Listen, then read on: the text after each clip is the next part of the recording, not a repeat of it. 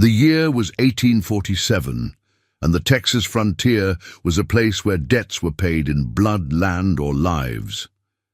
When Margaret Sullivan stepped off the supply wagon in the dusty settlement of Fort McKenzie, she carried nothing but a worn leather satchel and a heart full of desperate hope.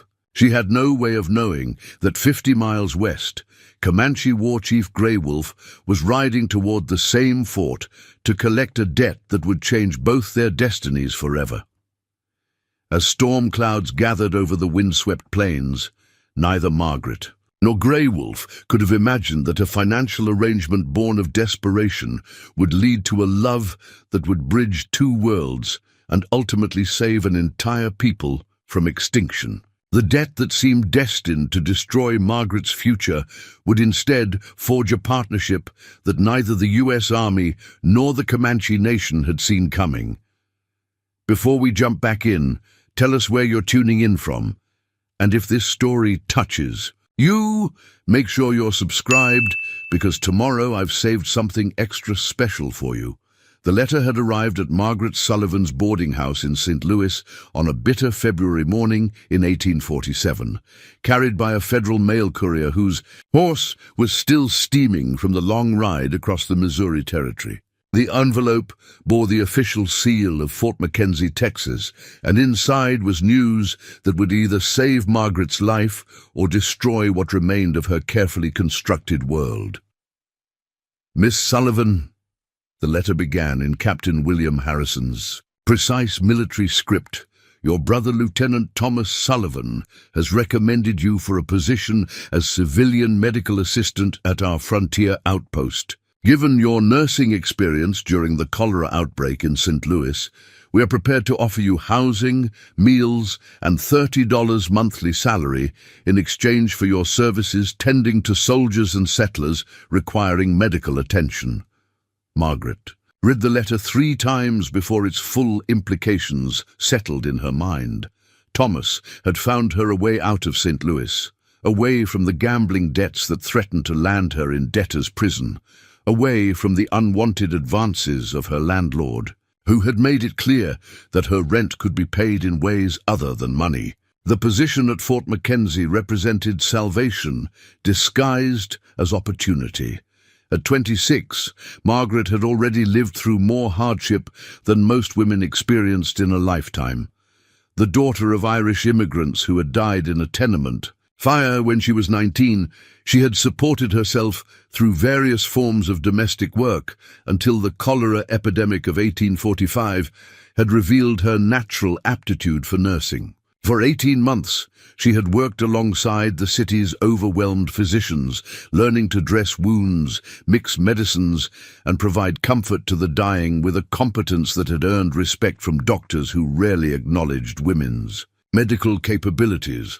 But respectability didn't pay debts, and Margaret's modest savings had been steadily depleted by the cost of caring for her younger sister Emma, who had contracted consumption the previous winter. Emma's death in January had left Margaret emotionally devastated and financially ruined, with funeral expenses and medical bills that consumed everything she had managed to save. The opportunity at Fort McKenzie offered more than employment. It promised escape from a city where every street corner reminded her of losses she couldn't afford to grieve. Margaret used her remaining money to purchase passage on a supply wagon, heading southwest through Arkansas and into Texas territory, carrying her few possessions and her last hope for building a stable life. The journey from St. Louis to Fort McKenzie took 3 weeks, traveling through country that grew increasingly wild and dangerous as they moved away from established settlements. Margaret shared the wagon with 2 other women, Mrs. Elizabeth Porter, a minister's wife joining her husband at a mission near San Antonio, and Sarah Mitchell, a young widow seeking work as a schoolteacher in one of the frontier communities. Elizabeth Porter was a thin, severe woman in her 40s, whose conversation consisted mainly of warnings about the moral dangers of frontier life and lectures about the importance of Christian virtue in civilizing the wilderness.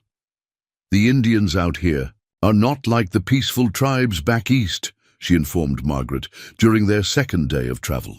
These are Comanche, Apache, and Kiowa warriors who take pleasure in torturing civilized people. A woman alone on this frontier faces temptations and dangers that would shock any decent Christian. Sarah Mitchell offered a different perspective. On frontier life, having grown up in a farming community in Arkansas before marrying a merchant who died in a riverboat accident. The truth is, Sarah told Margaret quietly while Mrs. Porter slept, the frontier gives women opportunities we'd never have back east. Out here, if you can do the work, people don't care as much about your background or whether you have a husband to speak for you. The wagon train included 12 families heading to various settlements across Texas, escorted by 6 armed guards who maintained constant vigilance against the possibility of Indian raids. Margaret learned to distinguish between different types of threats: wild animals that might attack the livestock, bandits who preyed on isolated travelers, and Indian war parties that could appear without warning across the vast expanse of prairie.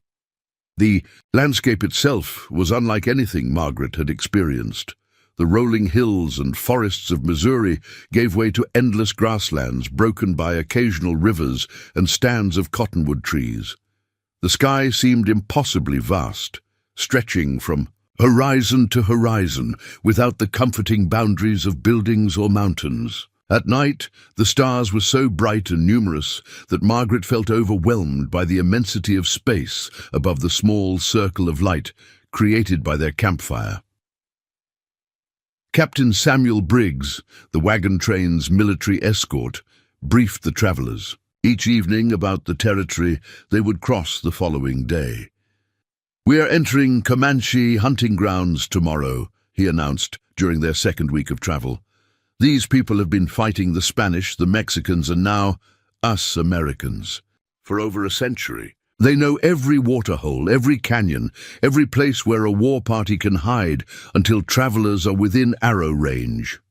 Margaret listened to these warnings with growing unease, beginning to understand that her brother Thomas had not adequately described the dangers of frontier life.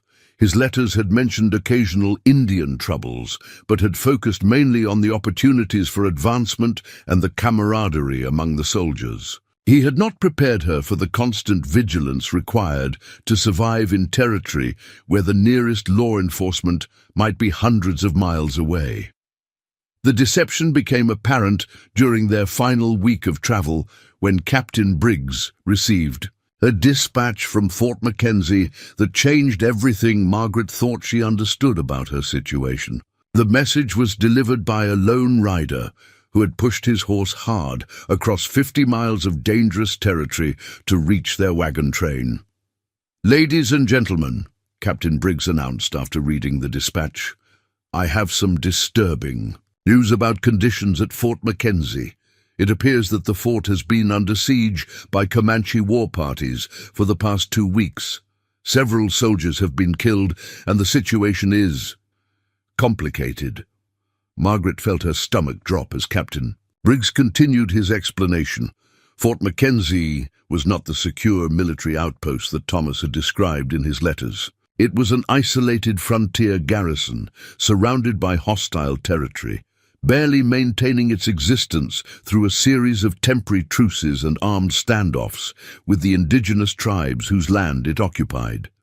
"Miss Sullivan," Captain Briggs said, addressing Margaret directly, "your brother, Lieutenant Sullivan, asked me to inform you that the medical position he described in his letter may not be exactly what you were expecting. The fort surgeon was killed in a Comanche raid 3 weeks ago, which means you would be the primary medical authority for a garrison of 47 soldiers and approximately 30 civilian settlers." The reality of Margaret's situation began to crystallize with terrifying clarity. She had traveled over 800 miles to accept a position that didn't exist, in a fort that was under active siege, to work as a doctor, despite having no formal medical training beyond what she had learned during the cholera epidemic. Her brother had misrepresented virtually every aspect of the opportunity he had offered her.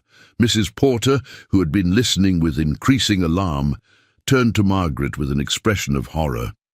"My dear girl, you cannot possibly continue to such a place.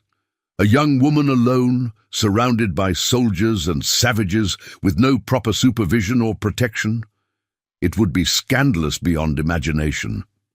But Margaret had no alternatives. She had spent her last money on passage to Texas, had no funds for return travel to St. Louis, and faced debtor's prison if she returned to Missouri without means to pay what she owed.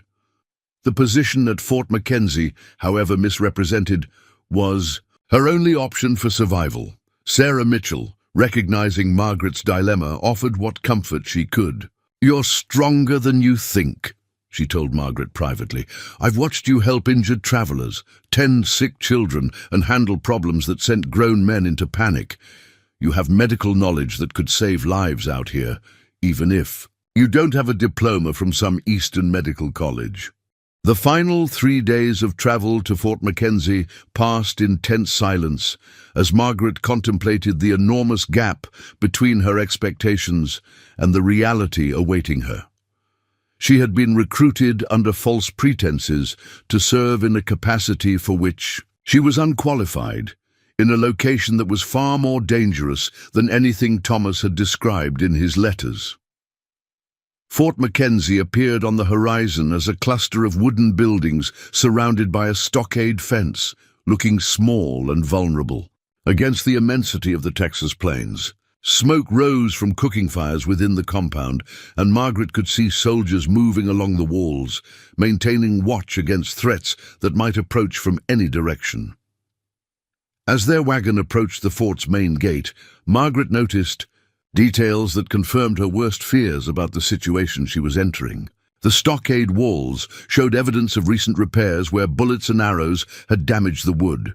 Several buildings bore scorch marks from fires that had been hastily extinguished. The garrison's flag flew at half-mast, indicating recent casualties. Among the soldiers or civilians, Captain Briggs handled the formal introductions at the fort's gate, presenting Margaret to Lieutenant Thomas Sullivan with an efficiency that barely concealed his relief at completing a dangerous escort mission. Thomas looked older than Margaret remembered, weathered by frontier life and bearing the kind of tension that came from months of constant vigilance against attack. "Maggie," Thomas said, embracing his sister with genuine affection while his eyes remained fixed on the horizon beyond the fort's walls. "I'm glad you made it safely. We've had some trouble lately, but nothing we can't handle with proper medical support." Margaret studied her brother's face, seeing exhaustion and worry that contradicted his confident words. The trouble he mentioned so casually was clearly far more serious than he was willing to admit, and Margaret was beginning to understand that her arrival at Fort Mackenzie marked the beginning of challenges she had never imagined facing. But as the wagon train departed and the fort's gates closed behind her, Margaret realized that her journey into deception and danger was only just beginning. What she didn't know was that her arrival had been observed by scouts from Grey Wolf's war party, who even now were riding back to their chief with news that would set in motion events that would test every assumption both cultures held about courage, loyalty, and the possibility of finding common ground in a landscape defined by conflict. The debt that would soon bring Grey Wolf to Fort Mackenzie had nothing to do with Margaret Sullivan, but everything to do with the survival of both, his people and hers. And neither the Comanche warrior nor the Irish nurse could have predicted that their paths would intersect in ways that would challenge everything they believed about their enemies and themselves. Preparing and narrating this story took us a lot of time, so if you're enjoying it, subscribe to our channel. It means a lot to us. Now back to the story. The interior of Fort Mackenzie struck Margaret like a physical blow.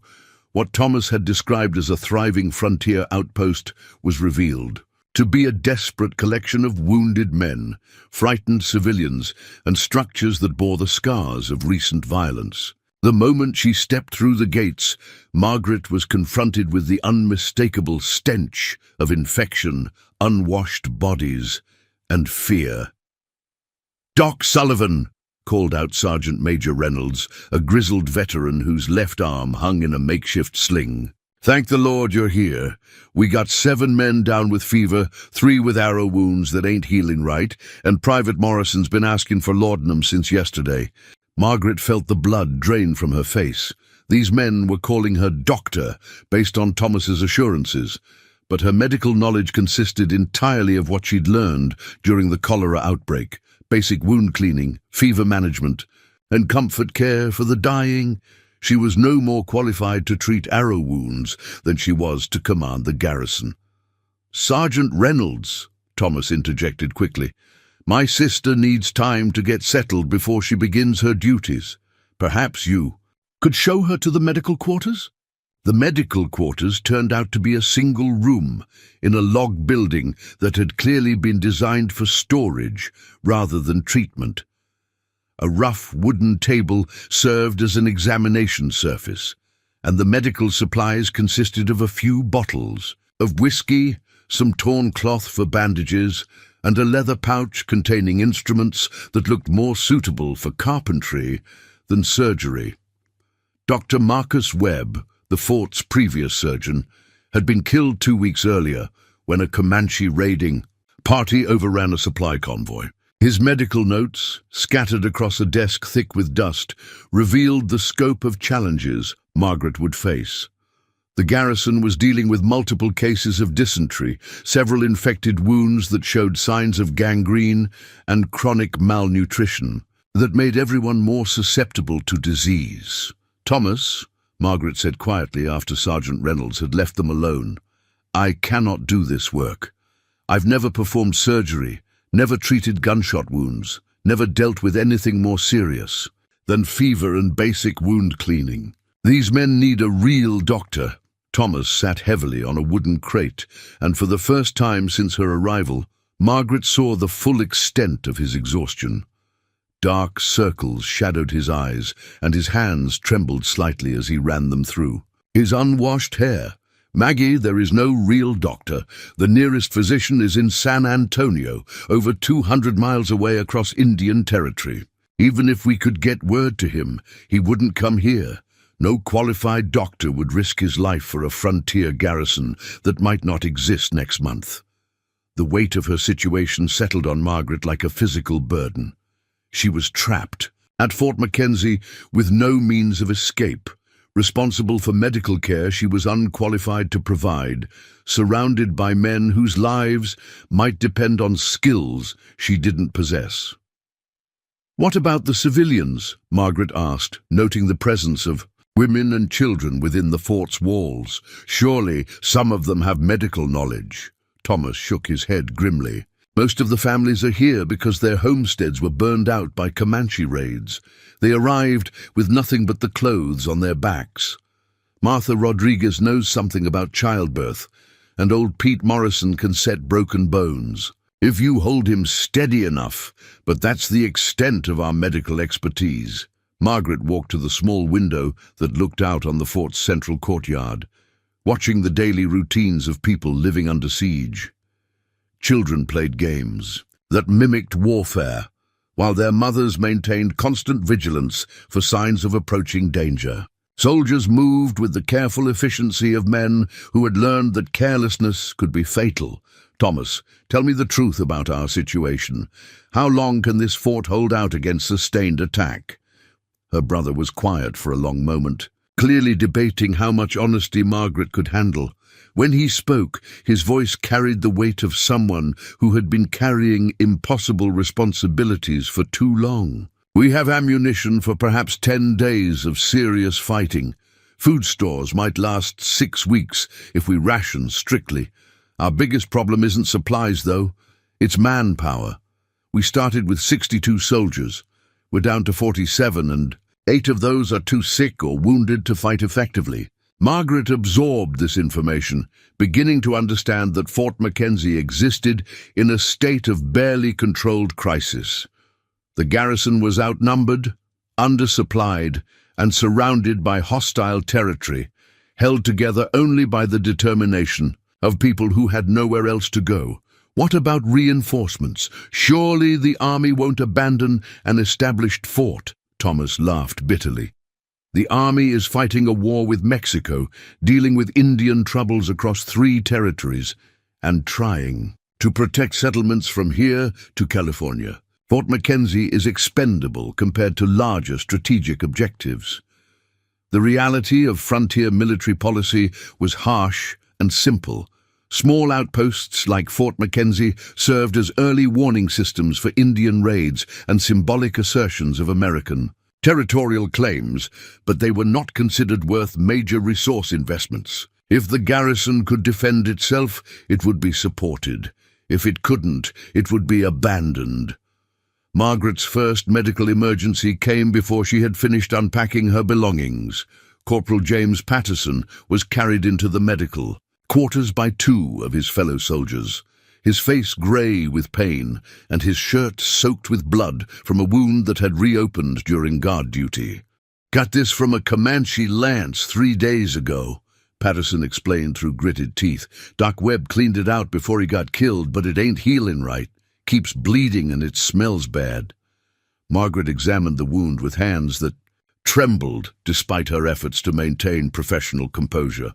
The lance had penetrated Patterson's side, just below his ribs, creating a deep puncture that showed clear signs of infection. The surrounding skin was hot and red, and the wound itself was producing a foul-smelling discharge that indicated serious bacterial contamination. Drawing on her experience during the cholera epidemic, Margaret cleaned the wound with whiskey and hot water, removed what infected tissue she could identify, and applied a poultice made from herbs that Martha Rodriguez had recommended. The process took over an hour, during which Patterson remained conscious but clearly in agony. "Will he live?" asked Private Collins, one of the soldiers who had carried Patterson to the medical quarters.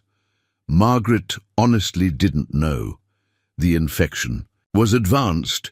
Patterson was weakened by poor nutrition and the stress of constant vigilance, and she lacked the medical knowledge to determine whether her treatment would be effective. But Patterson and the other soldiers were looking at her with the desperate hope of people who had no other options. "The wound is serious, but we've cleaned out the infection and applied treatment," Margaret said, choosing her words carefully. "Corporal Patterson needs rest, proper nutrition, and time for his body to heal. I'll check the wound twice daily and adjust treatment as needed." Her response seemed to satisfy the soldiers, who carried Patterson to a sleeping area and left Margaret alone with the sobering realization that she had just performed her first serious medical procedure based on guesswork and desperation. If Patterson recovered, it would be due more to luck than skill. If he died, the responsibility would be entirely hers. The remainder of Margaret's first week at Fort Mackenzie established patterns that would define her existence for the foreseeable future. She spent her mornings treating soldiers and civilians who required medical attention, learning through trial and error which treatments seemed effective and which were useless or potentially harmful. Her patients included Private Carson, who suffered from chronic dysentery that had left him dangerously dehydrated, Mrs. Jennifer Hamilton, whose baby showed signs of malnutrition, and Sergeant Willis, whose broken arm had been poorly set and was healing incorrectly. Each case presented challenges that tested Margaret's limited knowledge and forced her to improvise solutions based on common sense and careful observation. Evenings were devoted to studying Dr. Webb's medical notes and the few medical texts that had survived his death. Margaret discovered that Webb had been a competent frontier physician who understood the limitations of practicing medicine in isolation from medical communities and advanced treatments. His notes contained practical advice about treating common frontier ailments, managing limited supplies, and maintaining morale among patients who faced uncertain prognoses. The fort's social dynamics proved as challenging as the medical work. Margaret was the only unmarried woman among the civilians, a situation that created tension with some of the married women who viewed her with suspicion and unwanted attention from soldiers who saw her as potential romantic interest. Mrs. Catherine Morrison, the wife of the fort's quartermaster, made her position clear during Margaret's third day at the fort. A young woman alone among all these men creates complications. People talk, you understand. Questions arise about propriety and Christian behavior. Margaret understood perfectly. Her unmarried status and professional responsibilities placed her in a category that frontier society hadn't adequately defined. She was neither a traditional frontier wife nor a camp follower, but something in between that made everyone uncomfortable. The solution came from an unexpected source. Martha Rodriguez, a Mexican woman whose husband had been killed in a Comanche raid, approached Margaret with a proposal that would address both social concerns and practical needs. "Señorita Sullivan, you need someone to help with the medical work, and I need respectable employment that provides housing and food. Perhaps we could work together? I know much about healing herbs and treating injuries. My grandmother was a curandera in Mexico. The partnership with Martha proved invaluable. Martha's knowledge of traditional healing methods complemented Margaret's experience with epidemic medicine, and her presence provided the social protection that Margaret needed to function effectively in the fort's male-dominated environment. Together, they transformed the medical quarters into a more organized treatment facility, cataloging supplies, organizing instruments, and establishing protocols for handling different types of medical emergencies. Martha's herb garden, planted behind the medical building, provided treatments that the fort's limited pharmaceutical supplies couldn't offer. But it was during her second week at Fort Mackenzie that Margaret first heard the name that would change everything. Grey Wolf. The name was spoken with a mixture of fear and respect by soldiers who had encountered the Comanche war chief in battle, and with something approaching reverence by the few civilians who understood the complex politics of Indian relations. Grey Wolf's been raiding supply convoys between here and San Antonio, Thomas explained during one of their evening conversations. He's not just some renegade warrior causing random trouble. He's a strategic thinker who understands exactly how to pressure frontier settlements without triggering massive military retaliation. Captain Harrison, the fort's commanding officer, provided additional context during a briefing that included Margaret because of her civilian leadership role. Grey Wolf represents a new generation of Comanche leadership. He speaks English, understands American military tactics, and seems to know more about our supply schedules than some of our own officers. What nobody at Fort Mackenzie understood was that Grey Wolf's raids were not random acts of aggression, but carefully calculated moves in a larger strategy to force negotiations that might preserve some portion of Comanche territory. The war chief was fighting for the survival of his people, using the only methods available to someone whose enemy possessed overwhelming advantages in numbers and equipment. The debt that would soon bring Grey Wolf to Fort Mackenzie was the culmination of months of careful planning. It involved a missing supply shipment, a broken treaty agreement, and a series of misunderstandings that had escalated into open conflict. But none of that was known to Margaret as she established her new life as the fort's unlikely medical authority. What Margaret did know was that every day brought new challenges that tested her capabilities and forced her to grow beyond anything she had imagined possible. She was becoming someone she had never expected to be, a frontier healer whose skills were being forged in the crucible of necessity and whose character was being shaped by the responsibility of caring for people who had no one else to turn to.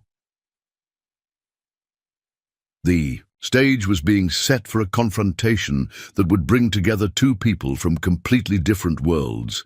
United by circumstances neither had chosen, but both would have to navigate with courage, wisdom, and the kind of strength that only emerges when survival depends on seeing beyond the boundaries of prejudice and fear. 3 weeks into Margaret's tenure at Fort Mackenzie, the fragile balance that had kept the garrison functioning began to unravel in ways that would test every skill she had developed and force decisions that no medical training could have prepared her for.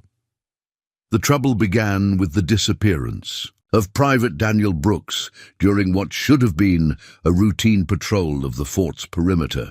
Brooks was an experienced frontier soldier who knew the signs of Comanche presence and understood the importance of staying within protective range of the fort's walls.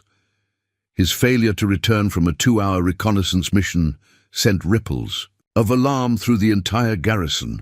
Captain Harrison organized search parties immediately, but the vast expanse of prairie surrounding Fort Mackenzie offered endless possibilities for where a man might disappear. Brooks could have been captured, killed, injured, and unable to signal for help, or simply lost in terrain that looked deceptively similar across miles of rolling grassland. The Comanche don't usually take prisoners during small raids, Sergeant Reynolds explained to Margaret as she prepared medical supplies for the search parties. But Grey Wolf's been different from other war chiefs. He seems to understand the psychological value of keeping his enemies uncertain about his intentions. The search for Private Brooks consumed 3 days and revealed disturbing evidence of increased Comanche activity around the fort. The patrol teams found tracks indicating that war parties had been conducting surveillance operations much closer to Fort Mackenzie than anyone had realized. Fresh horse signs showed that groups of riders had approached within rifle range of the walls, studying the garrison's defenses and daily routines. On the morning of the 4th day, Brooks's horse returned to the fort without its rider. The animal bore clear signs of having been deliberately released rather than having escaped, and attached to its saddle was a bundle of items that made the situation's gravity unmistakable. The bundle contained Brooks's military jacket, his rifle, and a message written in English on a piece of birch bark. The message was brief and direct. "Captain Harrison, your soldier lives. We will discuss terms for his return. 3 days. Come, alone, to Willow Creek at sunset. Bring the woman healer, Grey Wolf." Margaret felt the blood drain from her face as Captain Harrison read the message aloud to his assembled officers. The Comanche war chief was not only demanding a meeting, but specifically requesting her presence. The implications were both terrifying and puzzling. Why would he want Margaret there? Thomas asked, voicing the question that everyone was thinking. What possible interest could a Comanche war chief have in our medical officer? Captain Harrison studied the message again, looking for clues about Grey Wolf's motivations. It could be that he has wounded warriors who need medical attention, or he might be testing our willingness to negotiate by demanding something valuable to us. Martha Rodriguez, who had been quietly listening to the discussion, offered a different perspective based on her knowledge of Indian cultures. Among my people, healers are often included in important negotiations because they represent life rather than death. Perhaps this Grey Wolf sees medical knowledge as neutral ground where enemies can meet safely. The debate over how to respond to Grey Wolf's message consumed the rest of the day. Some officers advocated for refusing the meeting entirely, arguing that it was obviously a trap designed to capture or kill the fort's leadership. Others believed that Private Brooks's life was worth the risk of negotiation, especially if it might lead to broader discussions about reducing Comanche raids.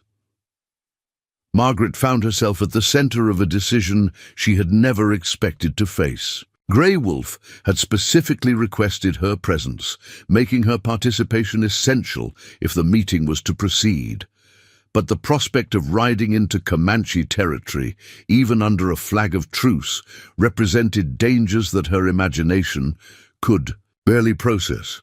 "I need to understand what we're really discussing," Margaret said during the evening strategy session. Is this purely about exchanging private brooks for medical treatment, or are we talking about something larger that might affect the fort's long-term survival? Captain Harrison's response revealed the broader context that had been building for months. Miss Sullivan, Fort Mackenzie exists because of a treaty signed 3 years ago that promised certain provisions to local Indian tribes in exchange for safe passage of military and civilian traffic. Those provisions have not been delivered as promised, creating the debt that Grey Wolf is now calling in. The missing provisions included medical supplies, blankets and food that had been designated for distribution to Comanche bands as part of the original peace agreement. Bureaucratic delays, supply chain problems, and shifting military priorities had resulted in the promised goods never reaching their intended recipients. So Grey Wolf's raids haven't been random acts of aggression, Margaret realized. He's been trying to collect what was already owed to his people under legal agreements. Thomas nodded grimly. The problem is that the supplies promised in the treaty were never actually shipped to Fort Mackenzie. We've been trying to maintain peace with agreements we had no ability to fulfill. The moral complexity of the situation became clear as Margaret learned more about the circumstances that had led to the current crisis. The United States government had negotiated treaties in good faith, but the practical realities of frontier logistics had made it impossible to deliver on those promises. Meanwhile, Comanche bands had honored their part of the agreements by reducing raids and allowing safe passage for American settlers and military personnel. Grey Wolf's current actions represented a calculated attempt to force resolution of a conflict that had been created by institutional failures rather than personal animosity. He was not a savage seeking random violence, but a leader trying to secure survival for his people through the only methods available to someone whose legal agreements had been broken. What exactly does Grey Wolf expect us to provide? Margaret asked, beginning to understand that the meeting at Willow Creek would involve more than simply exchanging a prisoner for medical services. Captain Harrison consulted his records of the original treaty provisions. Medical supplies valued at approximately $800, 50 blankets, and food provisions equivalent to what would feed 30 people for 3 months. The total value of our debt to the Comanche is significant, but not impossible to satisfy if we had the resources. The problem was that Fort Mackenzie lacked the authority to negotiate new treaty terms and didn't possess the supplies needed to fulfill the original agreement. The garrison was barely maintaining its own survival, with no surplus resources available for distribution to Indian tribes. Margaret spent the evening before the scheduled meeting preparing medical supplies that might serve as partial payment for the fort's debt to Grey Wolf's people. She gathered what medicines she could spare, assembled basic surgical instruments, and prepared written instructions for treating common ailments that could be translated for Comanche healers. "You don't have to do this," Thomas told her as she organized her medical bag for the journey to Willow Creek. Grey Wolf's message didn't specify consequences if we refused to meet. We could simply ignore his demands and hope that he eventually loses interest. Margaret considered this option, but rejected it based on her growing understanding of the situation's underlying dynamics. "Thomas, if we ignore Grey Wolf's attempt at negotiation, he'll have no choice but to escalate his raids until he gets attention.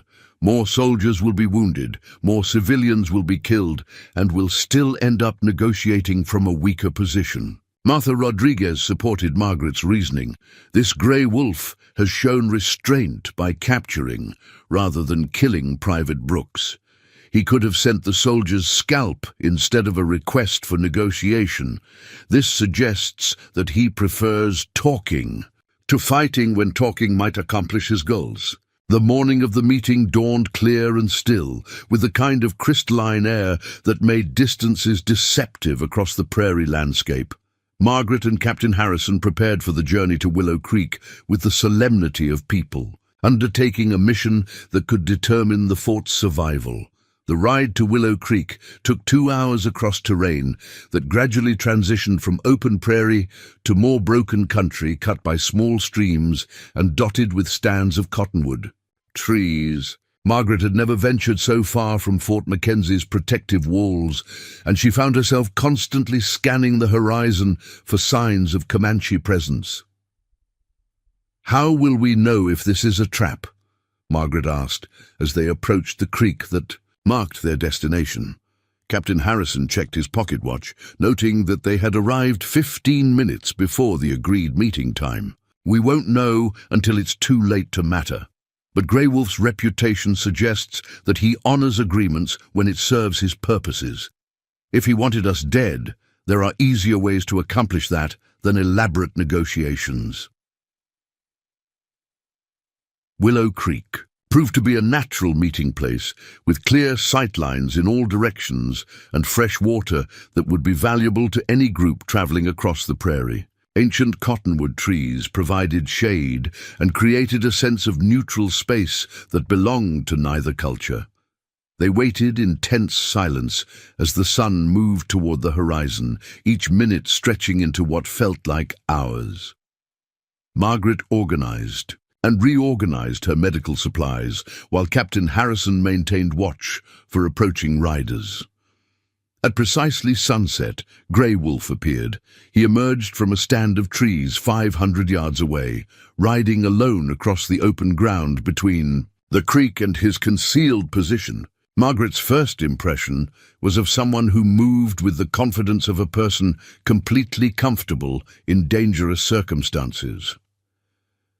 Grey Wolf was younger than Margaret had expected, probably in his early 30s, with the kind of physical presence that commanded attention without seeming to demand it.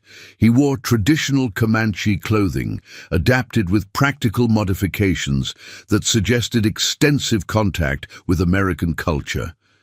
His horse was magnificent, a spotted pinto that moved with the fluid grace of an animal bred for speed and endurance.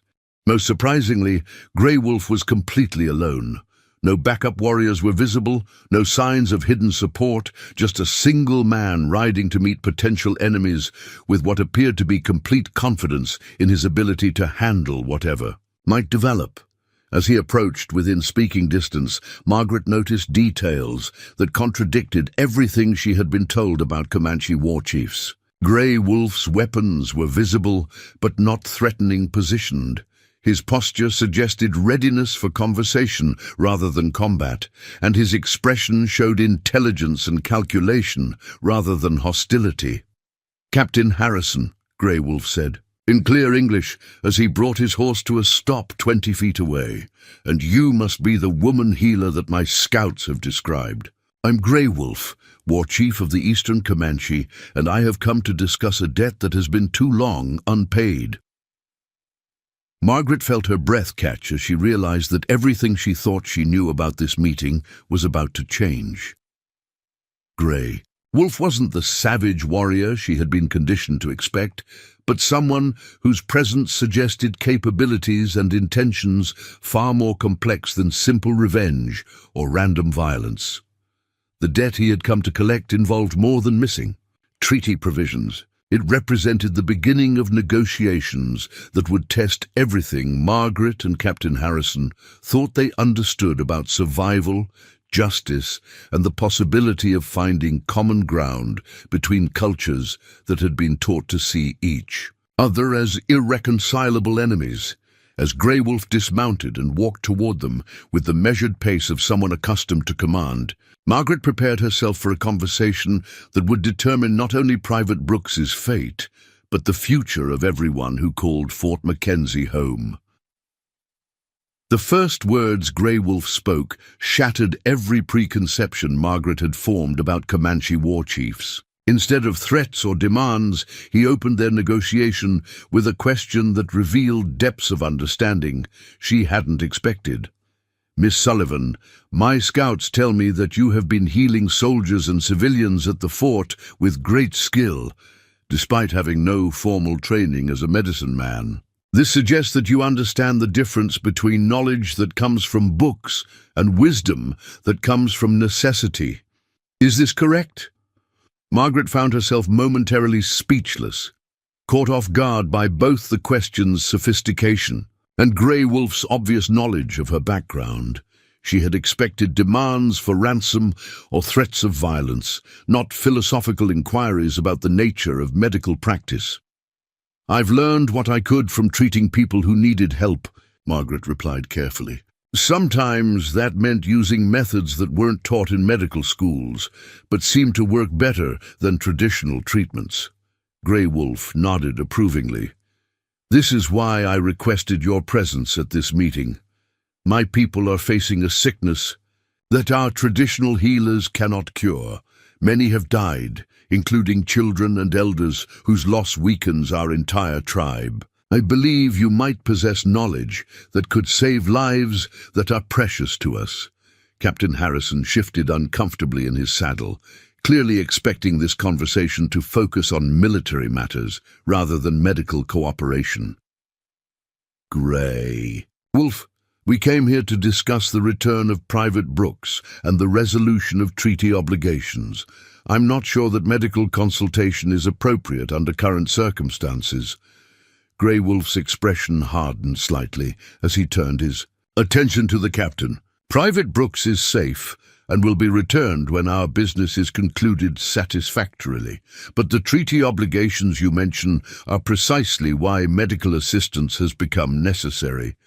The supplies your government promised included medicines that would have prevented the sickness now killing my people." The war chief's explanation revealed the cruel irony underlying their current situation. The medical supplies that had been promised to the Comanche under the original treaty would have prevented the epidemic that was now devastating his tribe. The government's failure to honor its commitments had created a crisis that was forcing Grey Wolf to seek help from the very people who had broken their promises. "What kind of sickness are your people experiencing?" Margaret asked, her professional instincts overriding the political complexities of the situation. "Can you describe the symptoms?" Grey Wolf's description of the illness affecting his tribe painted a picture that Margaret recognized with growing alarm. High fevers, severe diarrhea, dehydration, and a distinctive rash that appeared on the third day of symptoms. The combination pointed to typhoid fever, a disease that could devastate populations lacking immunity or proper sanitation. "How many of your people have been affected?" Margaret inquired, already calculating what medical supplies might be needed to address an epidemic. 43 have fallen sick in the past 2 weeks. 18 have died, including 7 children under 10 years of age. Our medicine men have tried traditional treatments, but the sickness seems to resist everything they attempt." Margaret felt the weight of Grey Wolf's revelation settling on her shoulders. Typhoid fever was treatable if caught early and managed properly, but it required specific medicines and strict sanitation protocols that would be difficult to implement in a nomadic tribal setting. "The medicine you need exists," Margaret said slowly, "but treating typhoid fever requires more than just giving people certain drugs. It requires changes in how water is handled, how waste is disposed of, how food is prepared and stored. Some of these changes might conflict with traditional Comanche practices." Grey Wolf studied Margaret's face with the intensity of someone evaluating a potential ally's trustworthiness. "You speak of changing our ways, as if you understand that this might be difficult for proud people to accept. Most white healers assume that their methods are automatically superior to ours without considering what such changes might cost." The conversation was moving into territory that neither Margaret nor Captain Harrison had anticipated. Instead of simple negotiations about prisoner exchange or supply deliveries, they were discussing cultural adaptation and medical cooperation that would require unprecedented trust between traditional enemies. "I'm not suggesting that Comanche ways are wrong," Margaret clarified. "I'm saying that some diseases require specific responses regardless of cultural background. Typhoid fever kills people the same way, whether they're white, Mexican, or Comanche. The treatments that work are based on understanding how the disease spreads, not on which culture developed them. Grey Wolf dismounted and approached Margaret with the measured steps of someone making a significant decision. "Miss Sullivan, I propose an exchange that might serve both our people's needs. I will return Private Brooks and cease raids against Fort Mackenzie in exchange for your assistance in treating the sickness affecting my tribe." Captain Harrison immediately objected. "I cannot authorize sending our medical officer into Comanche territory. Miss Sullivan's safety cannot be guaranteed, and the fort needs her services for our own people. The fort's people will remain healthy, as long as my warriors do not attack them," Grey Wolf replied with quiet authority. "But my people will continue dying without proper medical assistance. Miss Sullivan would be under my personal protection, safer in my camp than many white women are in their own settlements." Margaret found herself facing a decision that went far beyond her role as the fort's medical officer. Grey Wolf was offering her the opportunity to practice medicine on a scale that could save dozens of lives, but it would require trusting her safety to someone she had been taught to consider an enemy. "How long would this arrangement last?" Margaret asked, trying to understand the full scope of what Grey Wolf was proposing. "Until the sickness is defeated and my people are healthy again. Perhaps 2 weeks, perhaps longer, depending on how quickly the treatments prove effective. During this time, you would live among us, observe our ways, and teach us what we need to know to prevent future epidemics." The proposal represented an unprecedented opportunity for cultural exchange, but it also involved risks that made Captain Harrison visibly uncomfortable. Sending the fort's only medical authority into Comanche territory violated every military protocol he had been trained to follow. "Miss Sullivan," Captain Harrison said carefully, "I must remind you that you are under military protection at Fort Mackenzie. I cannot order you to accept this arrangement, but I also cannot guarantee your rescue if something goes wrong." Margaret considered the moral dimensions of Grey Wolf's proposal. 18 people had already died from a disease she might be able to treat effectively. More would die without intervention, including children whose deaths could be prevented with proper medical care. Against this certain tragedy, the risks to her personal safety seemed less significant. "I need guarantees about my ability to return to Fort Mackenzie when the medical work is completed," Margaret said, addressing Grey Wolf directly. "And I need assurance that my medical authority will be respected, even when it conflicts with traditional practices." Grey Wolf extended his hand in a gesture that bridged the cultural divide between them. "You have my word as a war chief, and my promise as someone whose children's lives may depend on your knowledge. You will be honored among my people as a healer whose wisdom serves life rather than death."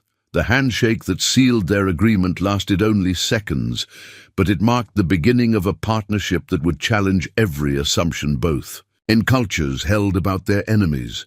Margaret was committing herself to work that was more dangerous and more important than anything she had previously attempted. Captain Harrison watched their agreement with obvious reluctance, but he understood the strategic value of what Margaret was undertaking. If this arrangement succeeds, it could establish the foundation for lasting peace between Fort Mackenzie and the Eastern Comanche. If it fails, people die who might have been saved," Margaret finished.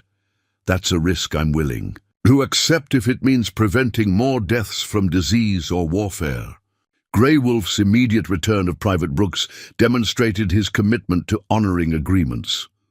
The soldier appeared from the same stand of trees where Grey Wolf had originally emerged, riding his own horse and showing no signs of mistreatment. Brooks was tired and obviously shaken by his experience as a captive, but physically unharmed. "They treated me well," Brooks reported to Captain Harrison. "Fed me properly, didn't hurt me, even gave me blankets at night." Grey Wolf spoke with me several times, asking questions about fort defenses, but also about why white settlers keep moving west into Indian territory.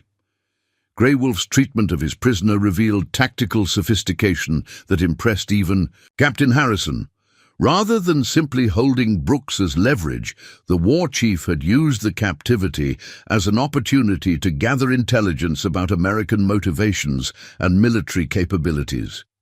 "Miss Sullivan," Grey Wolf said as they prepared, "to finalize their arrangement, there is something you should understand about the work you are agreeing to undertake. The sickness affecting my people began after we moved our camp near a water source that may have been contaminated by runoff from white settlements upstream. This epidemic represents more than just medical crisis. It shows how our people's lives are becoming interconnected whether we intend it or not." Margaret grasped the broader implications of Grey Wolf's observation. The typhoid outbreak was not an isolated medical emergency, but a consequence of environmental changes caused by westward expansion. As white settlements multiplied across traditional Indian territories, they were creating new pathways for disease transmission that affected everyone regardless of racial or cultural boundaries. "You're saying that our futures are linked whether we cooperate or fight," Margaret realized. "Environmental problems, disease outbreaks, resource conflicts, they're going to affect both our peoples whether we work together or remain enemies." Grey Wolf nodded, pleased that Margaret understood the larger context surrounding their immediate medical crisis. "A wise healer sees connections between things that others view as separate problems. This is why I believe you can help my people in ways that go beyond treating the current sickness." As they made final arrangements for Margaret's departure to the Comanche camp, Captain Harrison pulled her aside for a private conversation that revealed his deeper concerns about the risks she was accepting. "Margaret, what you're attempting has never been tried before. A white woman living among hostile Indians, practicing medicine that challenges their traditional beliefs, trusting her safety to people we've been fighting for months. If this goes wrong, there may be no way to help you." Margaret understood Captain Harrison's concerns, but she also recognized that the opportunity Grey Wolf was offering represented something rare and precious. The chance to save lives while building bridges between cultures that had been taught to see each other as irreconcilable enemies was worth risks that might seem impossible to justify under normal circumstances. "Captain, everything about frontier life involves risks that would seem insane to people back east. I've been practicing medicine without proper training, treating diseases I've never seen before, making life and death decisions based on guesswork and intuition.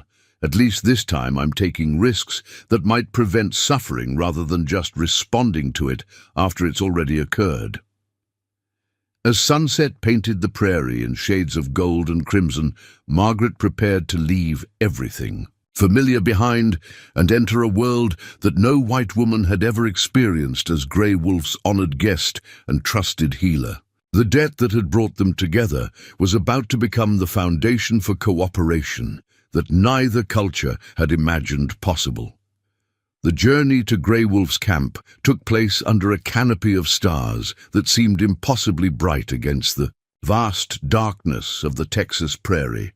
Margaret rode beside the Comanche war chief through terrain that looked alien and dangerous in the moonlight, her medical supplies secured behind her saddle and her nerves stretched taut by the magnitude of what she had undertaken.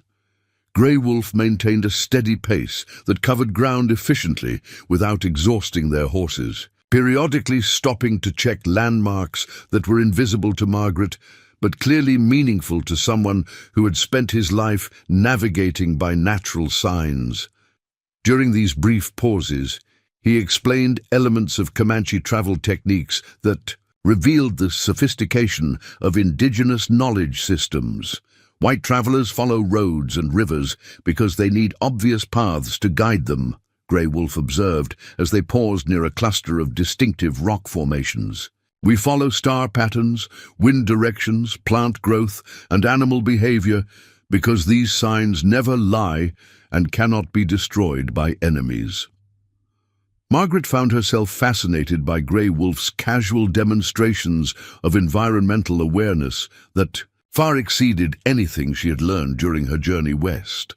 He could determine their precise location by observing which plants grew in specific soil conditions, predict weather changes by noting shifts in bird flight patterns, and navigate across seemingly featureless prairie by reading subtle variations in topography. "How did you learn to speak English so well?" Margaret asked during one of their rest stops, curious about the cultural background that had produced such an unexpected combination of traditional knowledge and cross-cultural communication skills. Grey Wolf's answer revealed personal history that complicated everything Margaret thought she understood about Indian-white relations. "I was captured by Texas Rangers when I was 14 years old, during a raid that killed my father and several other warriors. Instead of executing me, they sold me to a rancher named Samuel Carson, who needed workers and thought a young Indian might be useful for jobs that were too dangerous for white men." The story Grey Wolf told during their night ride painted a picture of cultural exchange that was far more complex than the simple conflict narratives that dominated frontier thinking. Carson had treated Grey Wolf more like an adopted son than a slave, teaching him English, mathematics, and agricultural techniques, while learning Comanche horsemanship, hunting methods, and survival skills. Samuel Carson was a good man who understood that knowledge belongs to whoever can use it wisely, regardless of their birth, Grey Wolf continued. "He taught me to read and write, showed me how white men conduct business, and explained the political forces that were driving westward expansion. In return, I taught him and his sons how to live successfully in Comanche territory." Margaret began to understand that Grey Wolf's current leadership position stemmed partly from his unique ability to understand both cultures and anticipate how their collision would affect his people's survival. His raids against Fort Mackenzie were not expressions of hatred, but strategic moves designed to force negotiations that might preserve some portion of Comanche independence. "Samuel Carson died 3 years ago from lung sickness," Grey Wolf concluded. "Before he died, he told me that the future belonged to people who could build bridges between different worlds rather than walls between enemies. I believe he was right, which is why I asked for your help instead of simply continuing to raid until Fort Mackenzie was abandoned." They reached the Comanche camp just before dawn, as the eastern horizon began showing the first traces of light that would reveal the full scope of the medical crisis Margaret had agreed to address. The camp was larger than she had expected, consisting of over 60 teepees arranged in family clusters along a creek that provided fresh water for both people and horses. Grey Wolf led her directly to the center of the camp, where a large teepee had been converted into a treatment area for the most seriously ill patients. The scene inside was devastating. 12 people lay on buffalo robes, all showing advanced symptoms of typhoid fever.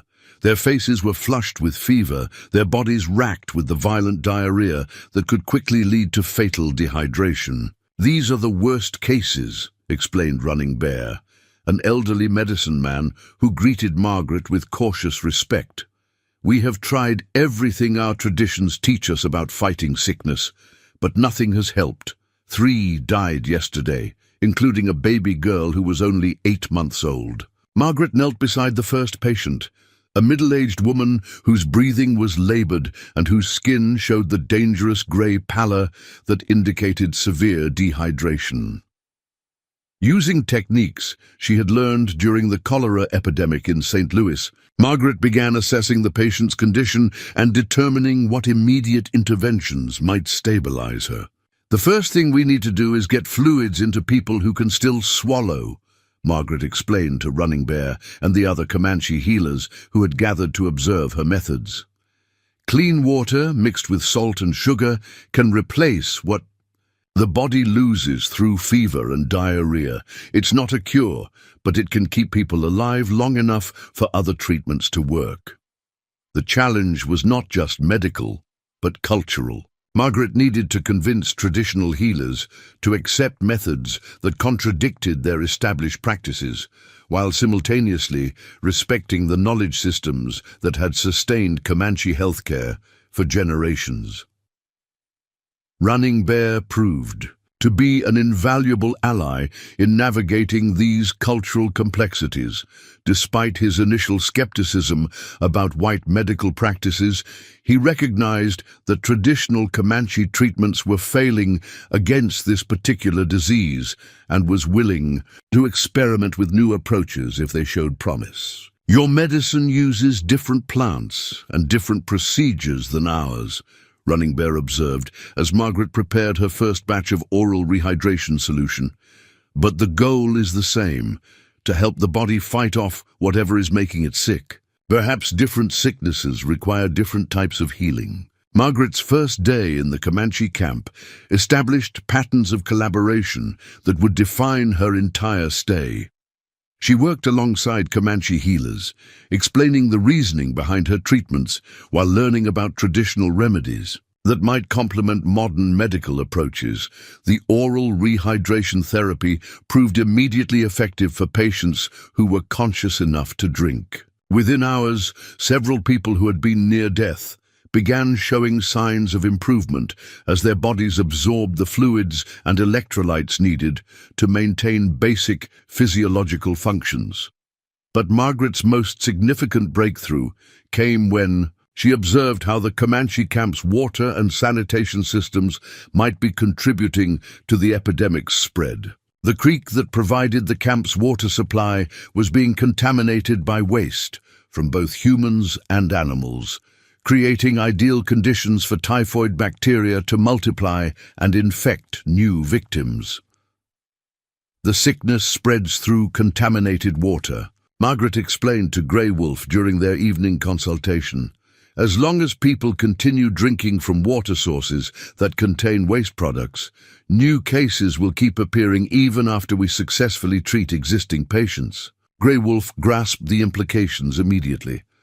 "You're saying that defeating this sickness requires changing how we manage our camp, not just how we treat sick people." The conversation that followed tested Grey Wolf's leadership skills as much as Margaret's medical knowledge. Implementing proper sanitation would require convincing an entire community to modify traditional practices based on invisible causes that contradicted common-sense assumptions about disease transmission. "Many of our people will resist changes that seem unnecessary or disrespectful to traditional ways," Grey Wolf warned.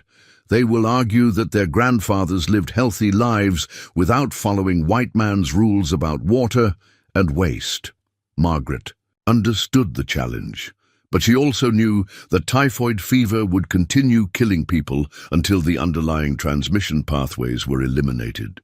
"Perhaps we can present these changes as temporary emergency measures rather than permanent adoptions of white practices," she suggested.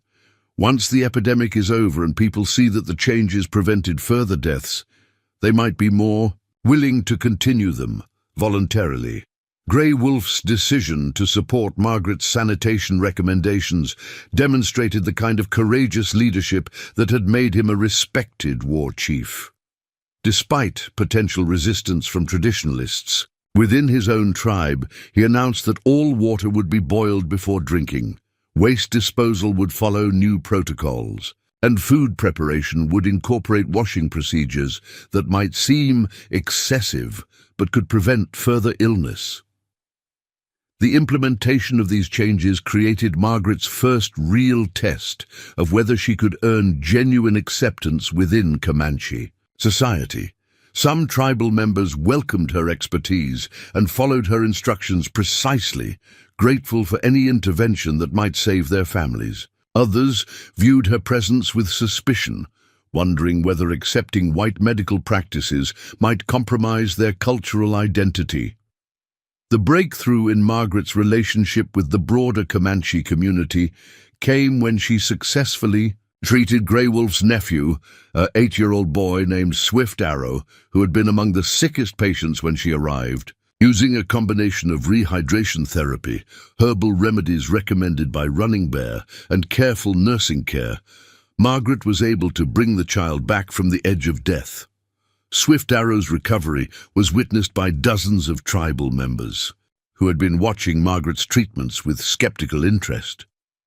When the boy sat up and asked for food after 3 days of delirium, the entire camp seemed to exhale with collective relief. The white medicine woman has brought back a child who was already walking toward the spirit world, announced Grey Wolf's sister, Bright Moon, who was Swift Arrow's mother. She deserves our respect and gratitude, regardless of the color of her skin or the strangeness of her methods. Bright Moon's endorsement carried significant weight within the tribe's social structure. As Grey Wolf's sister and the mother of children whose lives had been saved by Margaret's intervention, her opinion influenced other women who had been uncertain about accepting medical advice from an outsider. Margaret found herself increasingly integrated into the camp's daily routines as her treatments proved effective, and her sanitation measures began preventing new cases of typhoid. Women sought her advice about their children's health. Warriors consulted her about treating old injuries that had never healed properly, and elders shared traditional remedies that might complement her medical knowledge. The cultural exchange flowed in both directions. Margaret learned Comanche techniques for preparing medicinal plants, discovered traditional treatments that were surprisingly effective for certain conditions, and gained insights into holistic healing approaches that considered spiritual and social factors alongside physical symptoms. You heal not just bodies, but also the fear and hopelessness that make people sicker, Running Bear observed, after Margaret had been in the camp for 10 days. This is something our best medicine men understand, but few white healers seem to practice. By the end of her second week among the Comanche, Margaret had successfully treated 31 patients with typhoid fever, preventing what could have been dozens of additional deaths. More importantly, she had established sanitation protocols that were preventing new infections and creating the foundation for long-term community health. But Margaret's greatest transformation was personal. Living among the Comanche had shattered every stereotype she had held about Indian culture, revealing a sophisticated society with complex political structures, advanced environmental knowledge, and spiritual traditions that emphasized harmony between human needs and natural systems. Grey Wolf, meanwhile, was discovering that his respect for Margaret's medical expertise was evolving into something deeper and more personal. The white woman who had risked her life to save his people was proving to be someone whose courage, wisdom, and compassion matched qualities he most valued in potential partners. As Margaret prepared for what both she and Grey Wolf assumed would be her return to Fort Mackenzie, neither realized that their collaboration was about to face its greatest test, a crisis that would force them to choose between their separate loyalties and their growing recognition that their futures might be inseparably linked. The crisis that would test Margaret and Grey Wolf's partnership beyond anything they had faced arrived on a scorching July morning in the form of dust clouds on the southern horizon. War Eagle, one of Grey Wolf's most trusted scouts, rode into camp with news that would shatter the fragile peace they had worked so hard to build. Grey Wolf, War Eagle announced breathlessly, Colonel Marcus Davidson is leading a cavalry column of over 200 soldiers toward our territory. They carry heavy weapons and supply wagons that suggest they intend to establish a permanent military presence, not conduct routine patrols. Margaret felt her blood run cold as she processed this information. Colonel Davidson was notorious throughout Texas for his brutal approach to Indian relations, believing that the only effective policy was complete subjugation or extermination of indigenous peoples. His arrival in the region meant that the careful negotiations between Grey Wolf and Fort Mackenzie were about to be overwhelmed by military forces that had no interest in peaceful coexistence. Grey Wolf's reaction revealed the kind of strategic thinking that had made him an effective war chief. Instead of responding with immediate anger or panic, he began calculating options and gathering intelligence that would inform whatever response the situation demanded. How far away is Davidson's column, and what route are they following? Grey Wolf asked War Eagle, while simultaneously signaling for the camp's other senior warriors to join their emergency council. 2 days' hard ride to the south, moving northeast along the Clear Fork River. At their current pace, they will reach Fort Mackenzie before the new moon. But Grey Wolf, there's something else you need to know. They're driving a large herd of cattle ahead of them, and they've burned out 3 homesteads whose owners tried to resist having their property confiscated. Margaret realized that Davidson's expedition represented more than military intimidation. He was implementing a scorched earth policy designed to eliminate all civilian infrastructure that might provide support for Indian resistance, while simultaneously establishing economic control over the region's resources. "This changes everything," Margaret said quietly, understanding the implications for both Grey Wolf's people and the fragile partnership they had developed. Davidson won't honor treaties or negotiate settlements. He believes the only solution to Indian troubles is military conquest, followed by forced relocation. Grey Wolf nodded grimly, his expression showing the weight of decisions that would determine his people's survival. "Miss Sullivan, your presence in our camp has created complications that neither of us anticipated. If Davidson discovers that we've been harboring a white woman, he will use that as justification for attacking us, regardless of any peaceful intentions we might demonstrate." The conversation that followed forced Margaret to confront the reality that her medical mission among the Comanche had political dimensions she hadn't fully considered. Her presence in Grey Wolf's camp could be interpreted as evidence of collaboration between the Comanche and Fort Mackenzie, potentially triggering military action that would destroy both communities. "I should return to Fort Mackenzie immediately," Margaret concluded, though the prospect of leaving unfinished medical work made her feel like she was abandoning people who depended on her care. "My continued presence here puts your entire tribe at risk," but Grey Wolf's response revealed that the situation had evolved beyond simple risk management.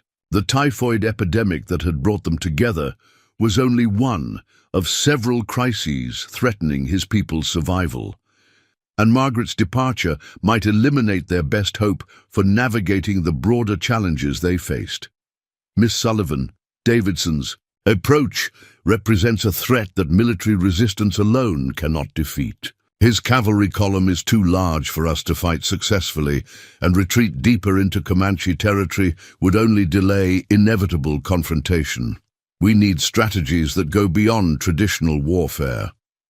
Margaret began to understand that Grey Wolf was contemplating something unprecedented, using her medical expertise and cultural knowledge to develop non-military responses to military threats. The idea was both brilliant and terrifying, requiring them to trust each other with stakes that went far beyond personal safety.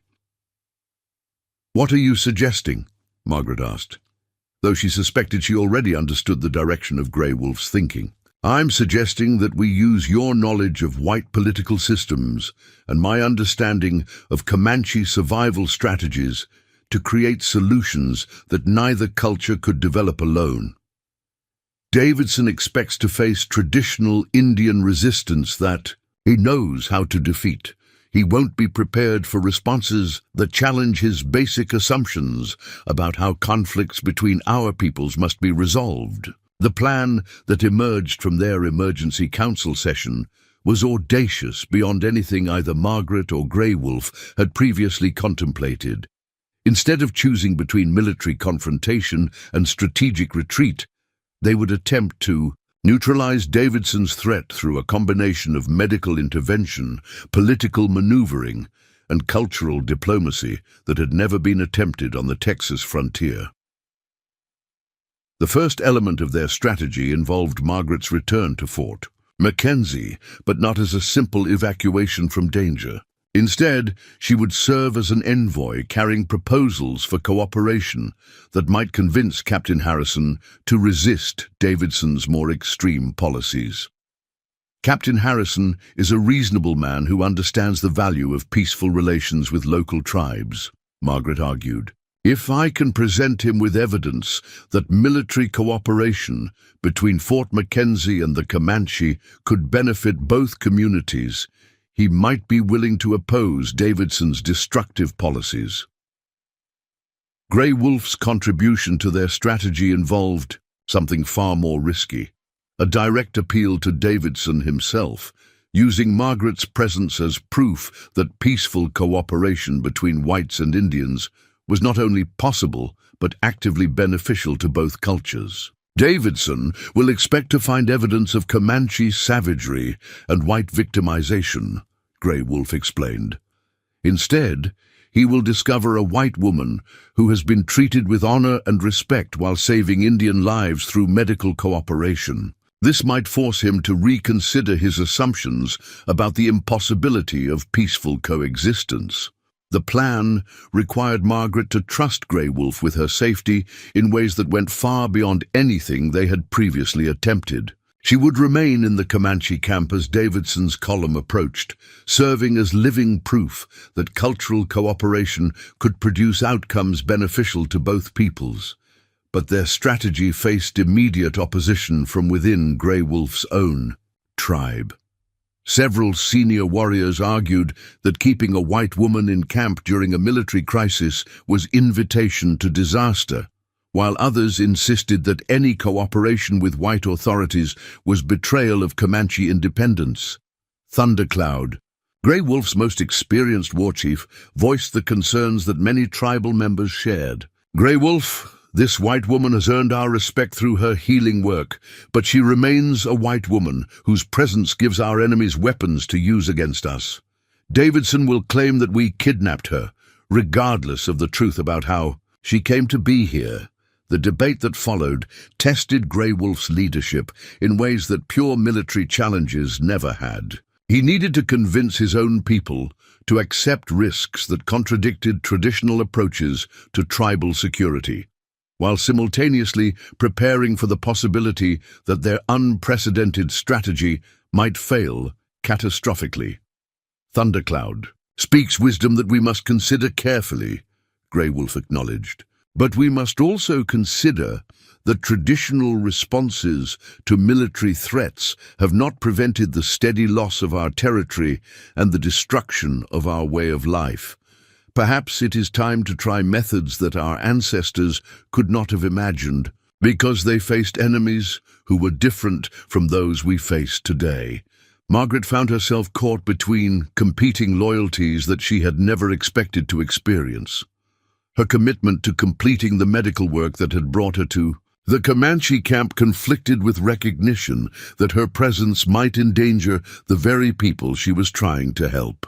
Grey Wolf, I cannot ask your people to accept risks on my behalf that they didn't choose freely, Margaret said during their private strategy session. If staying here might bring military retaliation against your tribe, then I should leave, regardless of what it means for our cooperative plans. Grey Wolf's response revealed depths of personal feeling that he had not previously expressed. Miss Sullivan, you have become more than a healer, helping my people survive an epidemic. You have become someone whose wisdom and courage have earned a place in our community that goes beyond temporary medical assistance. Asking you to leave now would be like asking us to abandon part of ourselves. The conversation was interrupted by the arrival of Bright Moon, who brought news that would complicate their strategic planning in unexpected ways. Swift Arrow, the boy whose recovery from typhoid had demonstrated the effectiveness of Margaret's treatments, was showing symptoms of a different illness that traditional Comanche remedies couldn't address. The child burns with fever again, but this sickness is different from the one that almost killed him before, Bright Moon explained.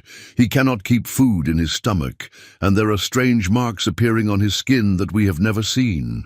Margaret's examination of Swift Arrow revealed symptoms that suggested scarlet fever, a bacterial infection that could be fatal if not treated properly. The disease was particularly dangerous for children who had been weakened by previous illnesses, and Swift Arrow's recent recovery from typhoid made him especially vulnerable. "This is a different kind of emergency," Margaret told Grey Wolf after completing her medical assessment. "Swift Arrow needs immediate treatment with medicines that I don't have with me. The supplies I need are at Fort Mackenzie, but getting them here and back again could take too long to save his life." The medical crisis forced Grey Wolf to make decisions that balanced personal anguish against strategic necessities. Swift Arrow was not just any child in the tribe.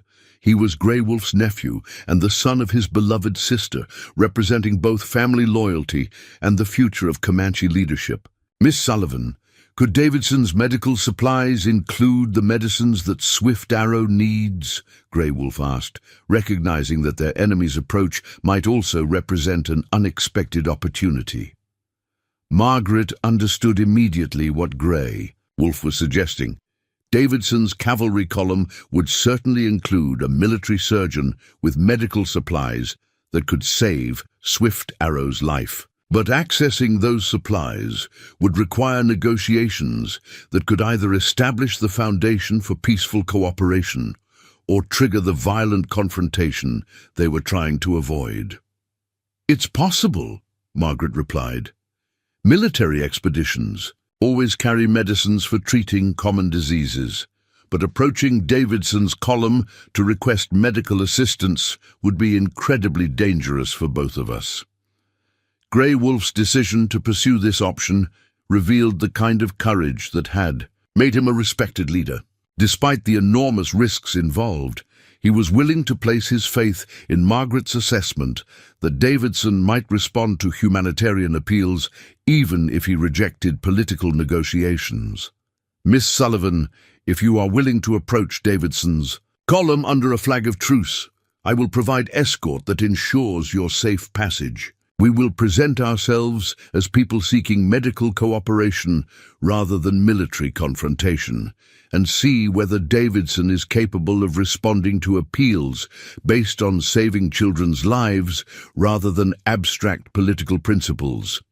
As they prepared for what would be either a breakthrough in cross-cultural cooperation or a catastrophic miscalculation, both Margaret and Grey Wolf understood that their partnership was about to face its ultimate test. The approach of Davidson's cavalry column had raised the stakes beyond personal safety to encompass the survival of everything they had worked together to build.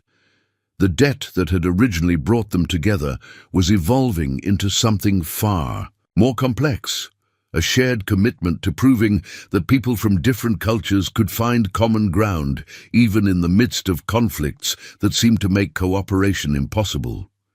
Their next moves would determine not only Swift Arrow's survival, but whether the bridge they had built between their two worlds could withstand the forces of hatred and misunderstanding that threatened to destroy everything they had accomplished together.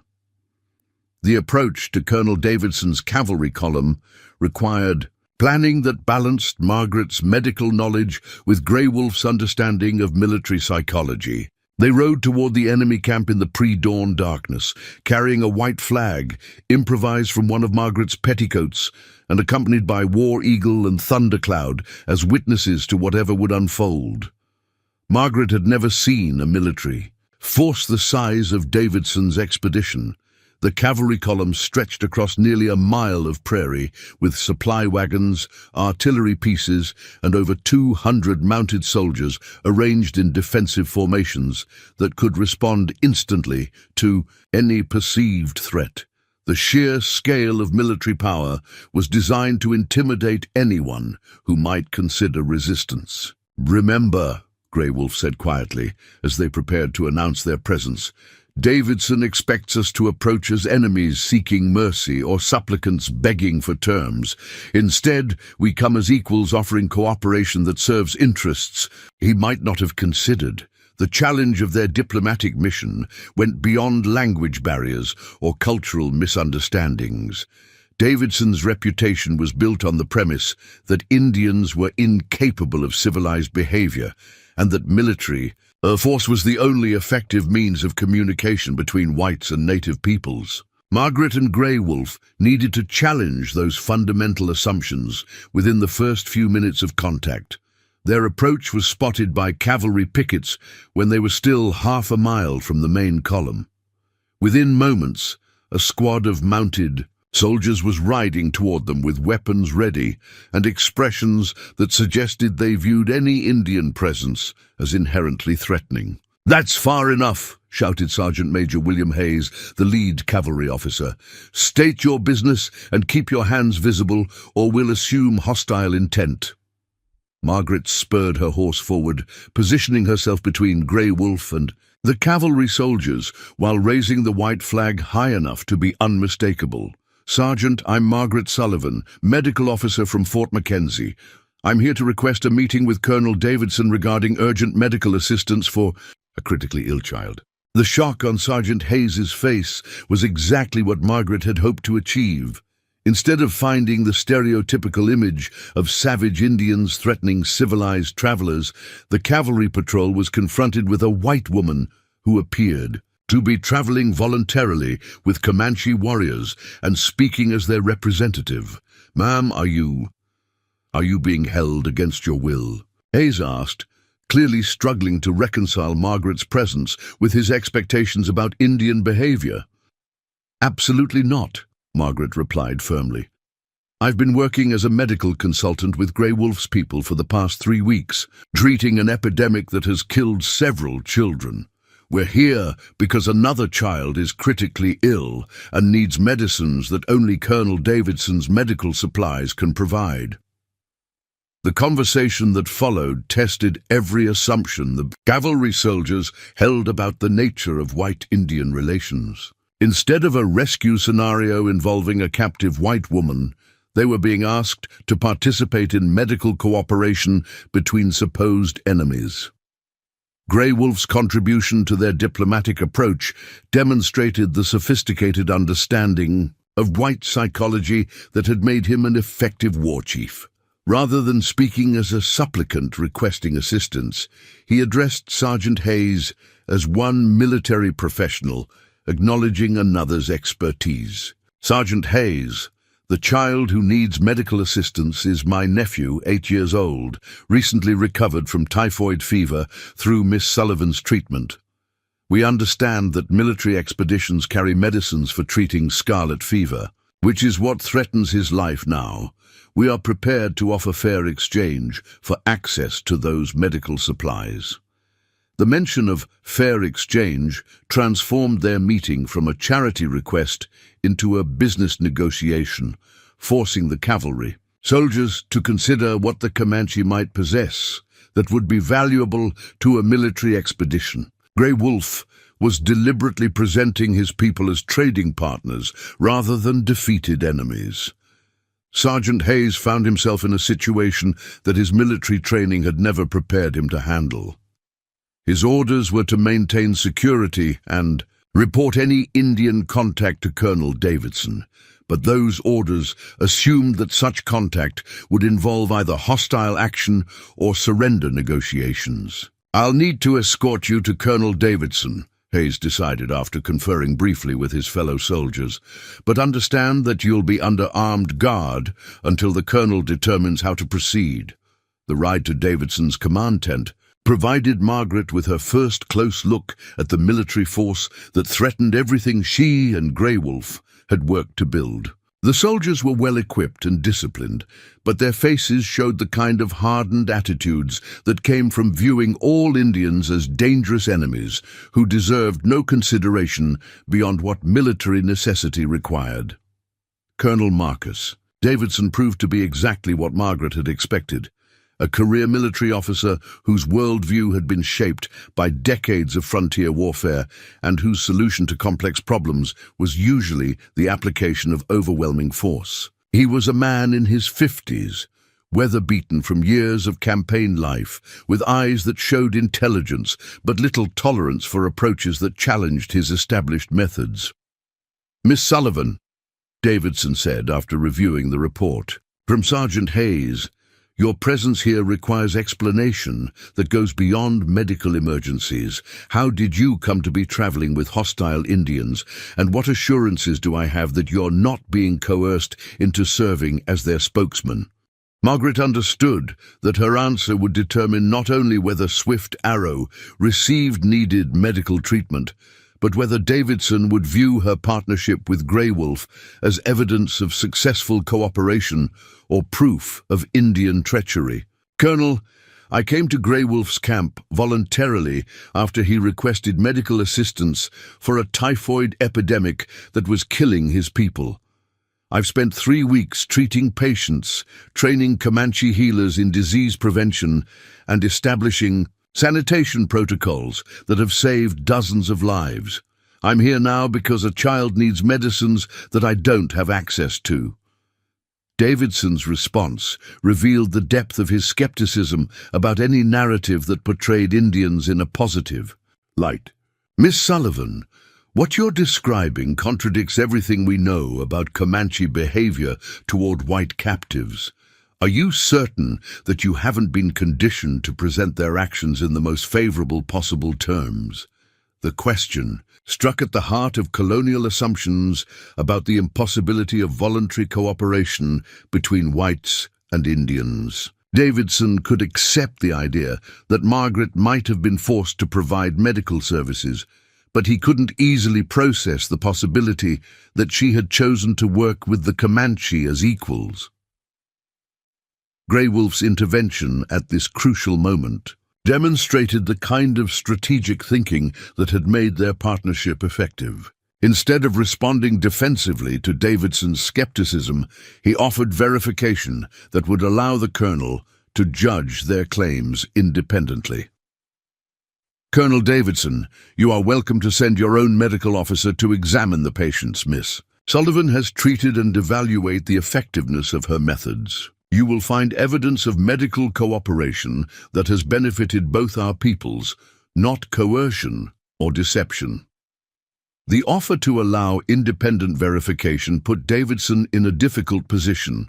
If he accepted Grey Wolf's invitation and discovered evidence of successful medical cooperation, it would challenge his fundamental beliefs about the impossibility of peaceful Indian relations. If he refused, he would appear to be avoiding evidence that might contradict his preconceptions.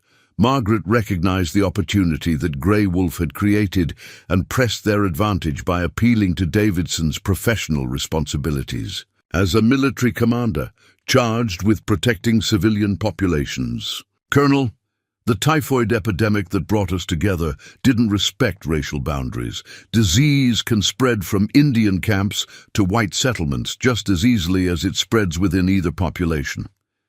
The sanitation methods we've implemented in Grey Wolf's camp could prevent outbreaks that might threaten Fort Mackenzie or other white communities."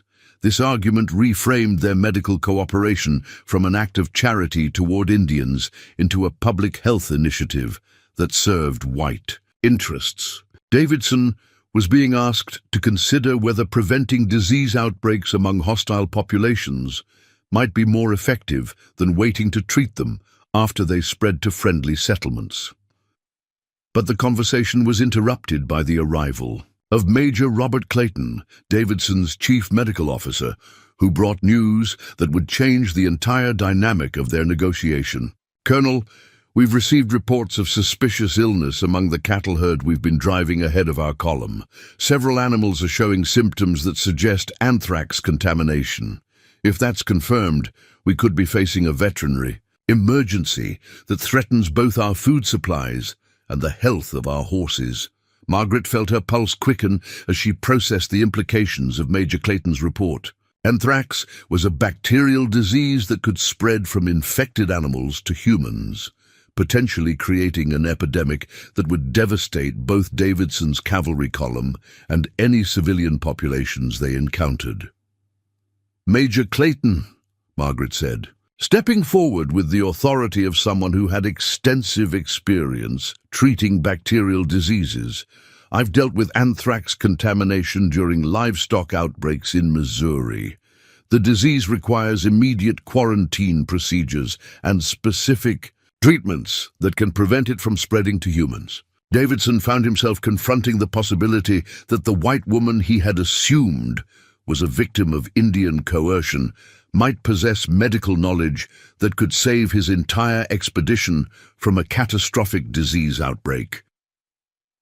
Grey Wolf's response to this development demonstrated the kind of leadership that could transform enemies into allies. "Colonel Davidson, Miss Sullivan's expertise with infectious diseases could benefit your soldiers just as it has benefited my people. Perhaps this crisis provides an opportunity for cooperation that serves everyone's interests." The moral choice that followed would define not only the immediate fate of Swift Arrow and Davidson's cavalry column, but the broader question of whether peaceful cooperation between whites and Indians was possible on the Texas frontier. Margaret realized that she was standing at a crossroads where her medical knowledge could either bridge the gap between two cultures or become another weapon in the conflict that was destroying both. Her next words would determine whether Davidson viewed her as a resource to be protected or a threat to be eliminated. "Colonel, I propose a medical exchange that could address both of our emergencies. Your surgeon can provide the scarlet fever, medicines that Swift Arrow needs to survive, while I can provide the expertise you need to prevent anthrax from spreading through your expedition. Both communities benefit, and we establish a precedent for cooperation that might prevent future conflicts." Davidson stared at Margaret for a long moment, weighing military doctrine against practical necessities. His decision would test whether a career soldier could adapt his worldview when confronted with evidence that contradicted everything he had been taught about Indian relations. The silence stretched between them like a bridge that might either connect two worlds or collapse under the weight of prejudices that neither side was ready to abandon. In that moment, the debt that had brought Margaret and Grey Wolf together was about to become either the foundation for unprecedented cooperation or the catalyst for a conflict that would destroy everything they had worked to build. Swift Arrow's life hung in the balance, but so did the possibility that two peoples who had been taught to see each other as irreconcilable enemies might discover that their survival depended on learning to see each other as essential allies. Colonel Davidson's decision came after the longest 30 seconds of Margaret's life. She watched his weathered face process calculations that went far beyond immediate medical emergencies, weighing decades of military doctrine against the practical realities of frontier survival that were forcing impossible choices. "Major Clayton," Davidson finally said, his voice carrying the authority of someone who had made countless life-and-death decisions, "prepare the medical supplies Miss Sullivan requires for treating scarlet fever, and gather everything we know about the livestock situation. I want a full assessment of how serious this anthrax threat might become." Margaret felt a surge of relief so intense it left her momentarily lightheaded. Davidson was choosing pragmatic cooperation over ideological purity, recognizing that survival sometimes required partnerships with people you had been taught to consider enemies. But Grey Wolf's reaction revealed deeper understanding of what Davidson's decision truly meant. The colonel wasn't just authorizing medical assistance. He was acknowledging that Comanche people possessed knowledge and capabilities that white military forces needed to survive in Texas territory. "Colonel Davidson," Grey Wolf said with the formal courtesy of one leader addressing another, "your willingness to consider cooperation honors both our peoples. I give you my word that Miss Sullivan will return to provide the assistance you need, and that my warriors will ensure her safe passage between our camps." The next 6 hours transformed both military and tribal understanding of what cooperation between enemies could accomplish. Margaret worked alongside Major Clayton to stabilize Swift Arrow's condition using military medical supplies, while simultaneously training Comanche healers in techniques for preventing scarlet fever transmission that could protect other children. In the tribe, Swift Arrow's response to treatment provided dramatic evidence of medical cooperation's effectiveness. Within hours of receiving proper medication, the boy's fever broke and his breathing became less labored. By evening, he was sitting up and asking for food, demonstrating recovery that amazed both white and Indian observers. But Margaret's most significant contribution came when she accompanied Major Clayton to examine Davidson's infected cattle herd. Her experience with anthrax outbreaks in Missouri had taught her to recognize early symptoms that military veterinarians might miss, potentially preventing the disease from spreading to animals that were still healthy. "The infection is more advanced than your initial reports indicated," Margaret told Davidson after completing her livestock assessment. "You have at least 40 animals showing early symptoms, and the bacteria could spread to your horses within days if we don't implement immediate quarantine procedures." Davidson found himself confronting the reality that his entire expedition's mobility depended on knowledge possessed by a woman who was supposed to be either a victim of Indian savagery or an enemy collaborator. Margaret's expertise was becoming indispensable to his mission's success. "What do you recommend?" Davidson asked, his tone showing grudging respect for Margaret's professional capabilities. Margaret's response demonstrated how medical cooperation could create bridges between cultures that had seemed completely incompatible. "We need to separate infected animals from healthy ones immediately, establish decontamination protocols for anyone handling livestock, and treat exposed animals with medicines that can prevent the disease from developing." The implementation of Margaret's recommendations required Davidson to authorize unprecedented cooperation between his soldiers and Comanche warriors. Grey Wolf provided skilled horsemen who could handle dangerous livestock operations, while Margaret supervised medical procedures that combined military supplies with traditional Comanche animal husbandry techniques.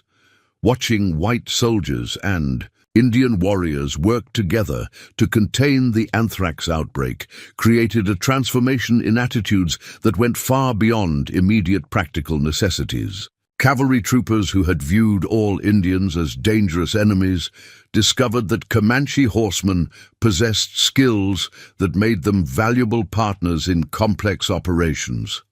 Sergeant Hayes, who had initially approached Grey Wolf's party with weapons drawn, found himself working alongside War Eagle to isolate infected cattle. "These Comanche riders know more about handling sick animals than anyone in our cavalry," Hayes admitted to Margaret. "If we'd tried to manage this outbreak without their help, we probably would have lost the entire herd." The cultural exchange flowed in both directions. Comanche warriors observed military organization techniques that could improve their own logistical operations, while cavalry soldiers learned traditional methods for treating animal diseases that were more effective than standard military procedures. But the most significant transformation was occurring between Margaret and Grey Wolf themselves. Working together to solve problems that neither could handle alone was revealing compatibility that went far beyond professional cooperation or mutual respect. "Miss Sullivan," Grey Wolf said during a brief rest between livestock treatments, "you have shown my people and Davidson's soldiers that healing knowledge belongs to whoever can use it wisely, regardless of their birth or the color of their skin. This is wisdom that could change how our people see each other." Margaret realized that Grey Wolf was describing something unprecedented in frontier relations. The possibility that cooperation based on mutual benefit could create lasting alternatives to the cycle of violence that had characterized white Indian interactions across the Texas territory. Grey Wolf, what we've accomplished here could be just the beginning. If Davidson reports successful cooperation between military forces and Comanche people, it might influence how other commanders approach Indian relations. Instead of assuming that conflict is inevitable, they might look for opportunities to work together on problems that affect everyone. Their conversation was interrupted by the arrival of Captain Harrison from Fort Mackenzie, accompanied by a small patrol that had ridden hard to reach Davidson's column after receiving reports of the unusual negotiations taking place. "Miss Sullivan," Captain Harrison said, after dismounting and surveying the scene of military Indian cooperation with obvious amazement. "Your message about medical cooperation reached Fort Mackenzie yesterday. I came to ensure your safety and to observe whether these arrangements are as beneficial as you described." Harrison's presence added another layer of complexity to the evolving situation. As Margaret's original commanding officer, he had authority over her return to Fort Mackenzie, but he also represented the kind of moderate military leadership that might support continued cooperation if convinced of its value. Captain Miss Sullivan's medical expertise has prevented what could have been a catastrophic disease outbreak, affecting both our cavalry column and local Indian populations, Davidson explained. Her willingness to work with hostile tribes has created strategic advantages that traditional military approaches couldn't achieve. The conversation between Davidson and Harrison revealed how Margaret and Grey Wolf's partnership was challenging institutional assumptions about frontier policy at the highest levels of military command. Two experienced officers were discussing Indian relations in terms of cooperation rather than conquest, recognizing that some problems required solutions that transcended traditional enemy boundaries. Grey Wolf's contribution to these discussions demonstrated the diplomatic skills that had made him an effective tribal leader. Captain Harrison, the treaty obligations that originally brought Miss Sullivan to my people have evolved into something larger. We have discovered that cooperation serves both our interests better than the conflict that has cost both sides so many lives. Harrison's response showed how witnessing successful cooperation could change deeply held attitudes about the possibility of peaceful Indian relations. Grey Wolf, if what I'm observing here can be sustained and expanded, it might provide a model for preventing the kind of warfare that has devastated communities throughout Texas territory. But their diplomatic breakthrough faced immediate challenges from within both military and tribal hierarchies. Several of Davidson's officers argued that any cooperation with Indians set dangerous precedents that would encourage tribal resistance to military authority. Similarly, some Comanche warriors questioned whether working with white soldiers compromised their people's independence and honor.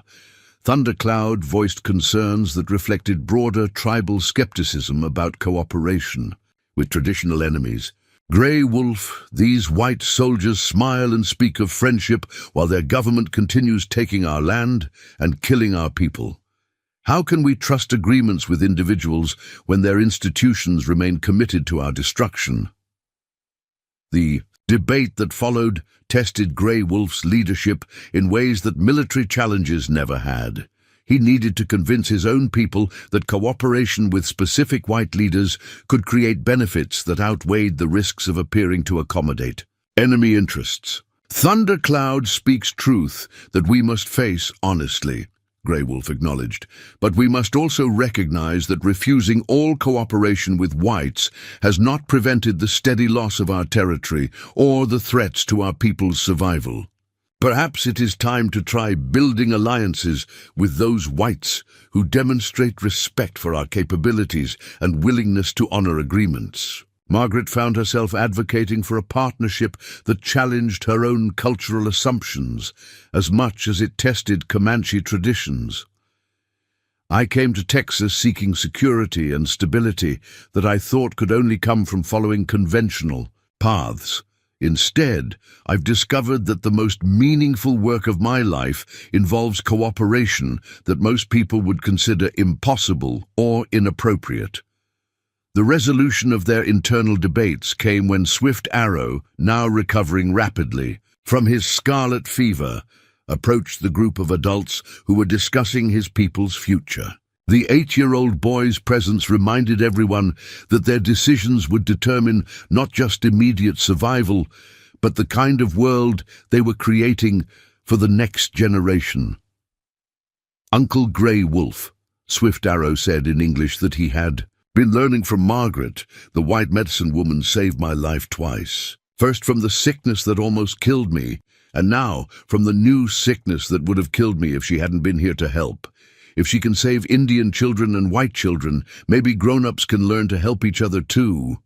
The wisdom of a child who had been saved by cross-cultural cooperation provided the moral clarity that complex political arguments had obscured. Swift Arrow's survival was proof that some problems required people to work together regardless of their differences, and that such cooperation could create benefits that neither culture could achieve alone. Davidson's final decision reflected how witnessing successful cooperation could transform even the most hardened military attitudes. "Gentlemen, what we've accomplished here suggests that our standard approaches to Indian relations may be unnecessarily limited. I'm prepared to recommend that Fort Mackenzie and Grey Wolf's people establish formal protocols for medical and agricultural cooperation that serve both communities' interests." As the sun set over the Texas prairie, painting the sky in shades of gold and crimson, Margaret and Grey Wolf stood together watching their two peoples work side by side to complete the livestock decontamination that would protect both communities from disease. The debt that had originally brought them together had evolved into something far more valuable, a partnership that proved cooperation between supposed enemies was not only possible but essential for survival in a changing world. Their love story was also becoming a story about the transformation of entire communities, learning to see former enemies as indispensable allies. 6 months after the debt that brought them together had transformed into a partnership that saved two communities, Margaret Sullivan stood in the doorway of a log cabin that represented something unprecedented in Texas territory, a home built jointly by Comanche warriors and Army engineers, designed to serve as headquarters for the first formal medical cooperation program between white and Indian communities. The cabin sat on neutral ground between Fort Mackenzie and Grey Wolf's winter camp, positioned to serve both populations while belonging exclusively to neither. Inside, shelves lined with medical supplies from 3 cultures, American pharmaceuticals, Mexican herbal remedies, and traditional Comanche medicines, created a pharmacy that could address health challenges no single tradition could handle.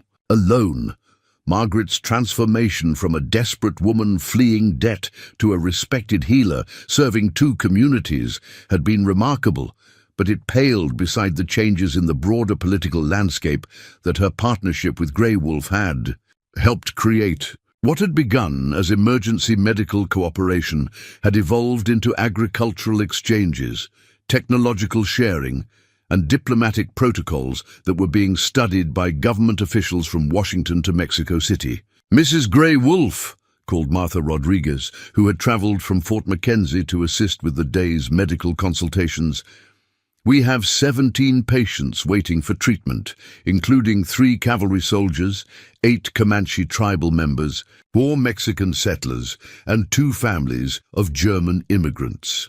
The diversity of patients seeking treatment at their medical center reflected how word of successful cross-cultural healing had spread throughout the region.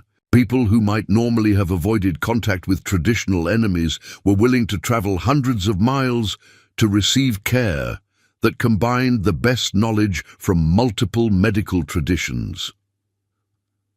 Margaret smiled at Martha's use of her married name, still occasionally surprised by how naturally she had adapted to life as the wife of a Comanche war chief. The wedding ceremony 3 months earlier had been conducted according to both Christian and Comanche traditions, witnessed by representatives from Fort Mackenzie, Grey Wolf's tribe, and several neighboring communities that had learned to see their partnership as proof that cooperation between different peoples was possible. Grey Wolf emerged from the cabin's back room, where he had been meeting with Captain Harrison and 2 territorial officials about expanding their medical cooperation program to other regions of Texas. His presence no longer caused the automatic tension it had once generated among white officials, who had learned to see him as a valuable partner in maintaining regional stability. "Margaret," Grey Wolf said, using her English name during official business as they had agreed, "the territorial officials are interested in establishing similar medical centers at 3 other locations along the frontier. They want to know if we would be willing to train other couples to manage programs like ours." The possibility of expanding their model across Texas territory represented validation of everything Margaret and Grey Wolf had worked to prove. Government officials, who had initially viewed their partnership with suspicion, were now actively seeking to replicate their success in other areas where white Indian conflict was hampering regional development. What would that involve? Margaret asked, though she suspected she already knew the scope of what was being proposed. Captain Harrison joined their conversation, carrying documents that outlined the territorial government's ambitious plans for frontier medical cooperation. Mrs. Grey Wolf, the success you've achieved here has caught attention at the highest levels of government.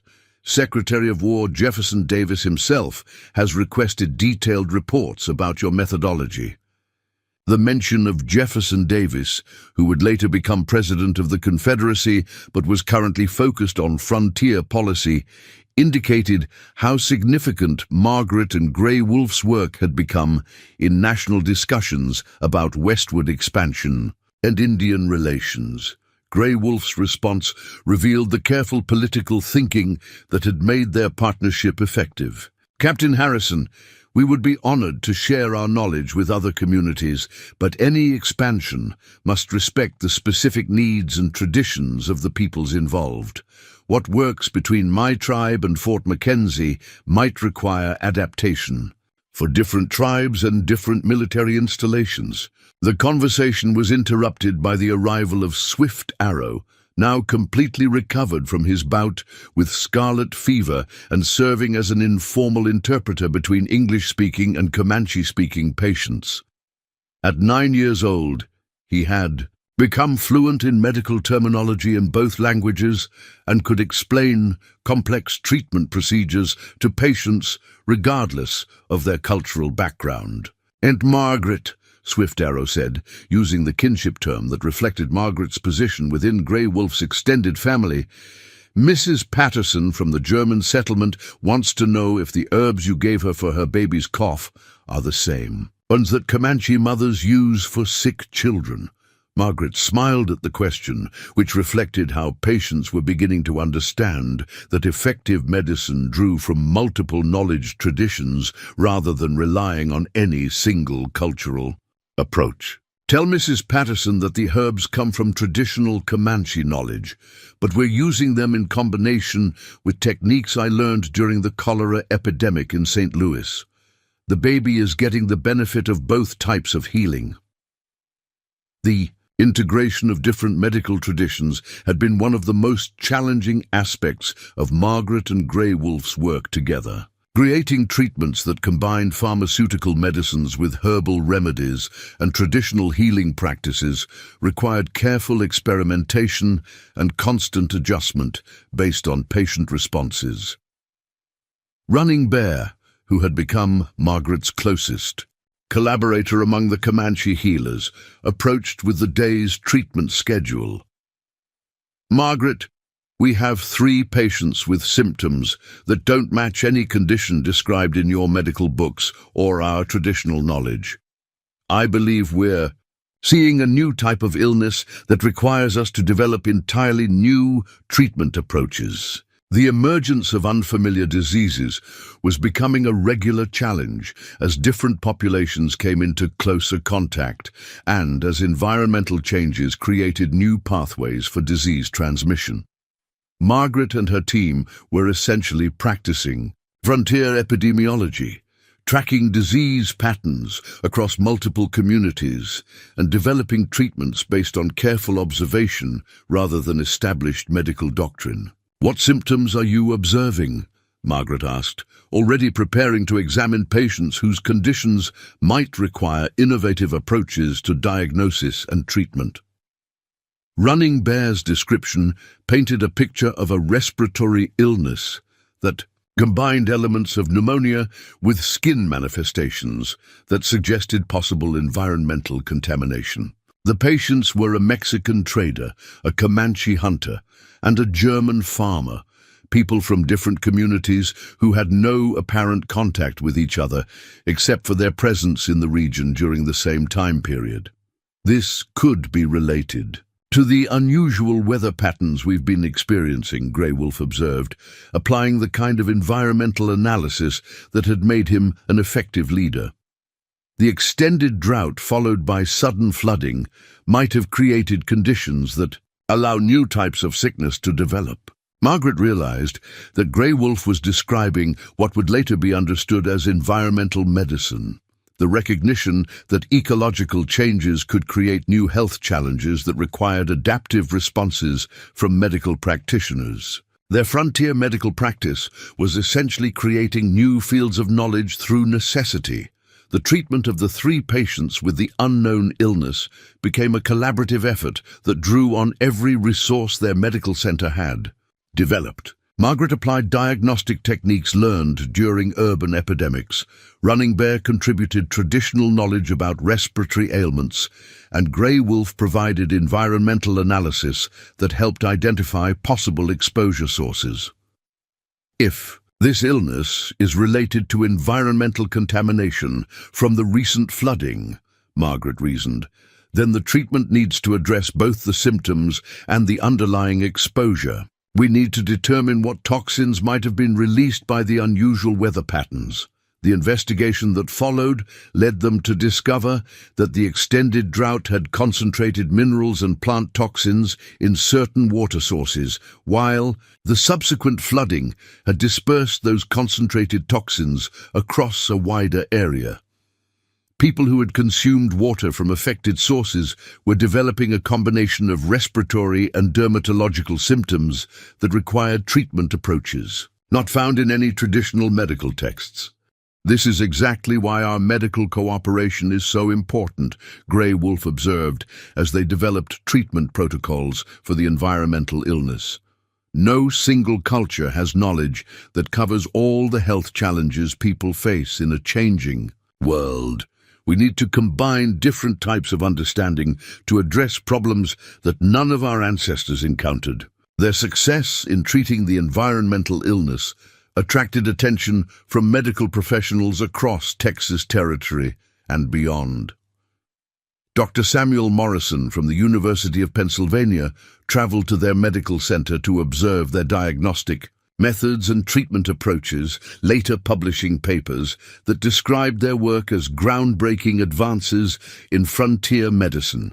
"Mrs. Grey Wolf," Dr. Morrison said after observing their treatment methods for a week, "what you've developed here represents a new model for medical practice in frontier regions.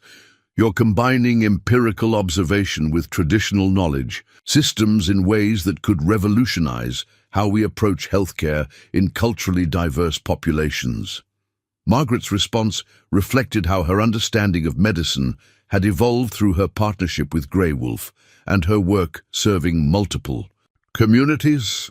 "Dr. Morrison, we've learned that effective medicine requires humility about what any single tradition can accomplish alone, and creativity about how different knowledge systems can complement each other.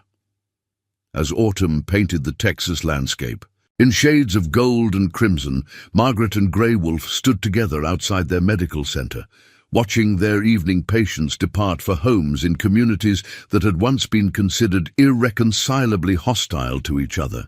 German immigrants rode alongside Comanche warriors. Mexican families traveled in the company of army soldiers, and children from different cultures played together while their parents received medical treatment. Do you ever think about what would have happened if you had actually met the William Anderson from your letters? Grey Wolf asked, referring to the fictional man whose deception had originally brought Margaret to Texas. Margaret considered the question, though she had long since stopped regretting the romance scam that had led her to Fort Mackenzie. I think I would have discovered fairly quickly that I was looking for something that couldn't be found through correspondence with strangers. What I actually needed was work that mattered and partnership with someone who shared my values. Grey Wolf nodded, understanding that Margaret was describing the difference between fantasy relationships based on projected desires and real partnerships built through shared challenges and mutual respect. The debt that brought us together gave us the opportunity to discover what we could accomplish when we stopped seeing each other as enemies and started working toward common goals. Their conversation was interrupted by the arrival of a courier from Fort Mackenzie, carrying news that would test their partnership in new ways. The territorial government was offering Grey Wolf a formal position as liaison between the U.S. Army and Comanche tribes, while simultaneously offering Margaret appointment as the first official frontier medical officer responsible for serving both white and Indian populations. These positions would require us to spend months traveling between different communities, establishing medical centers, and training other couples to manage cooperation programs, Grey Wolf explained after reading the official correspondence. It would mean leaving the life we've built here to help other people create similar partnerships. Margaret realized that they were being offered the opportunity to transform their personal success into a broader movement that could change how different cultures interacted across the frontier. But accepting would require sacrificing the stability and community they had worked so hard to build. Grey Wolf, when I first came to Texas, I was looking for security and a predictable future.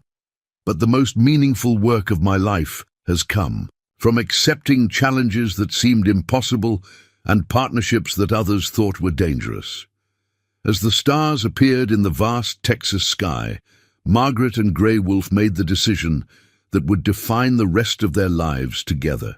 They would accept the territorial appointments, leaving their established medical center to help other communities discover that cooperation between supposed enemies was not only possible, but essential for survival in a changing world.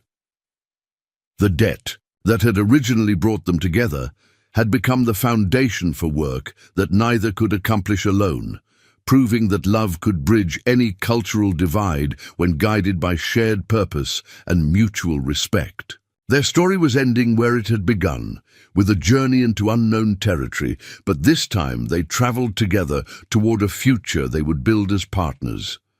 The Comanche warrior who had taken her as payment for debt had indeed found his heart tamed, but Margaret had discovered that her own heart had been equally transformed by learning to see strength, wisdom, and love in someone she had been taught to fear. Together, they had saved not just Grey Wolf's tribe, but created a new model for how different peoples could choose cooperation over conflict when survival required them to see beyond the boundaries of prejudice and fear.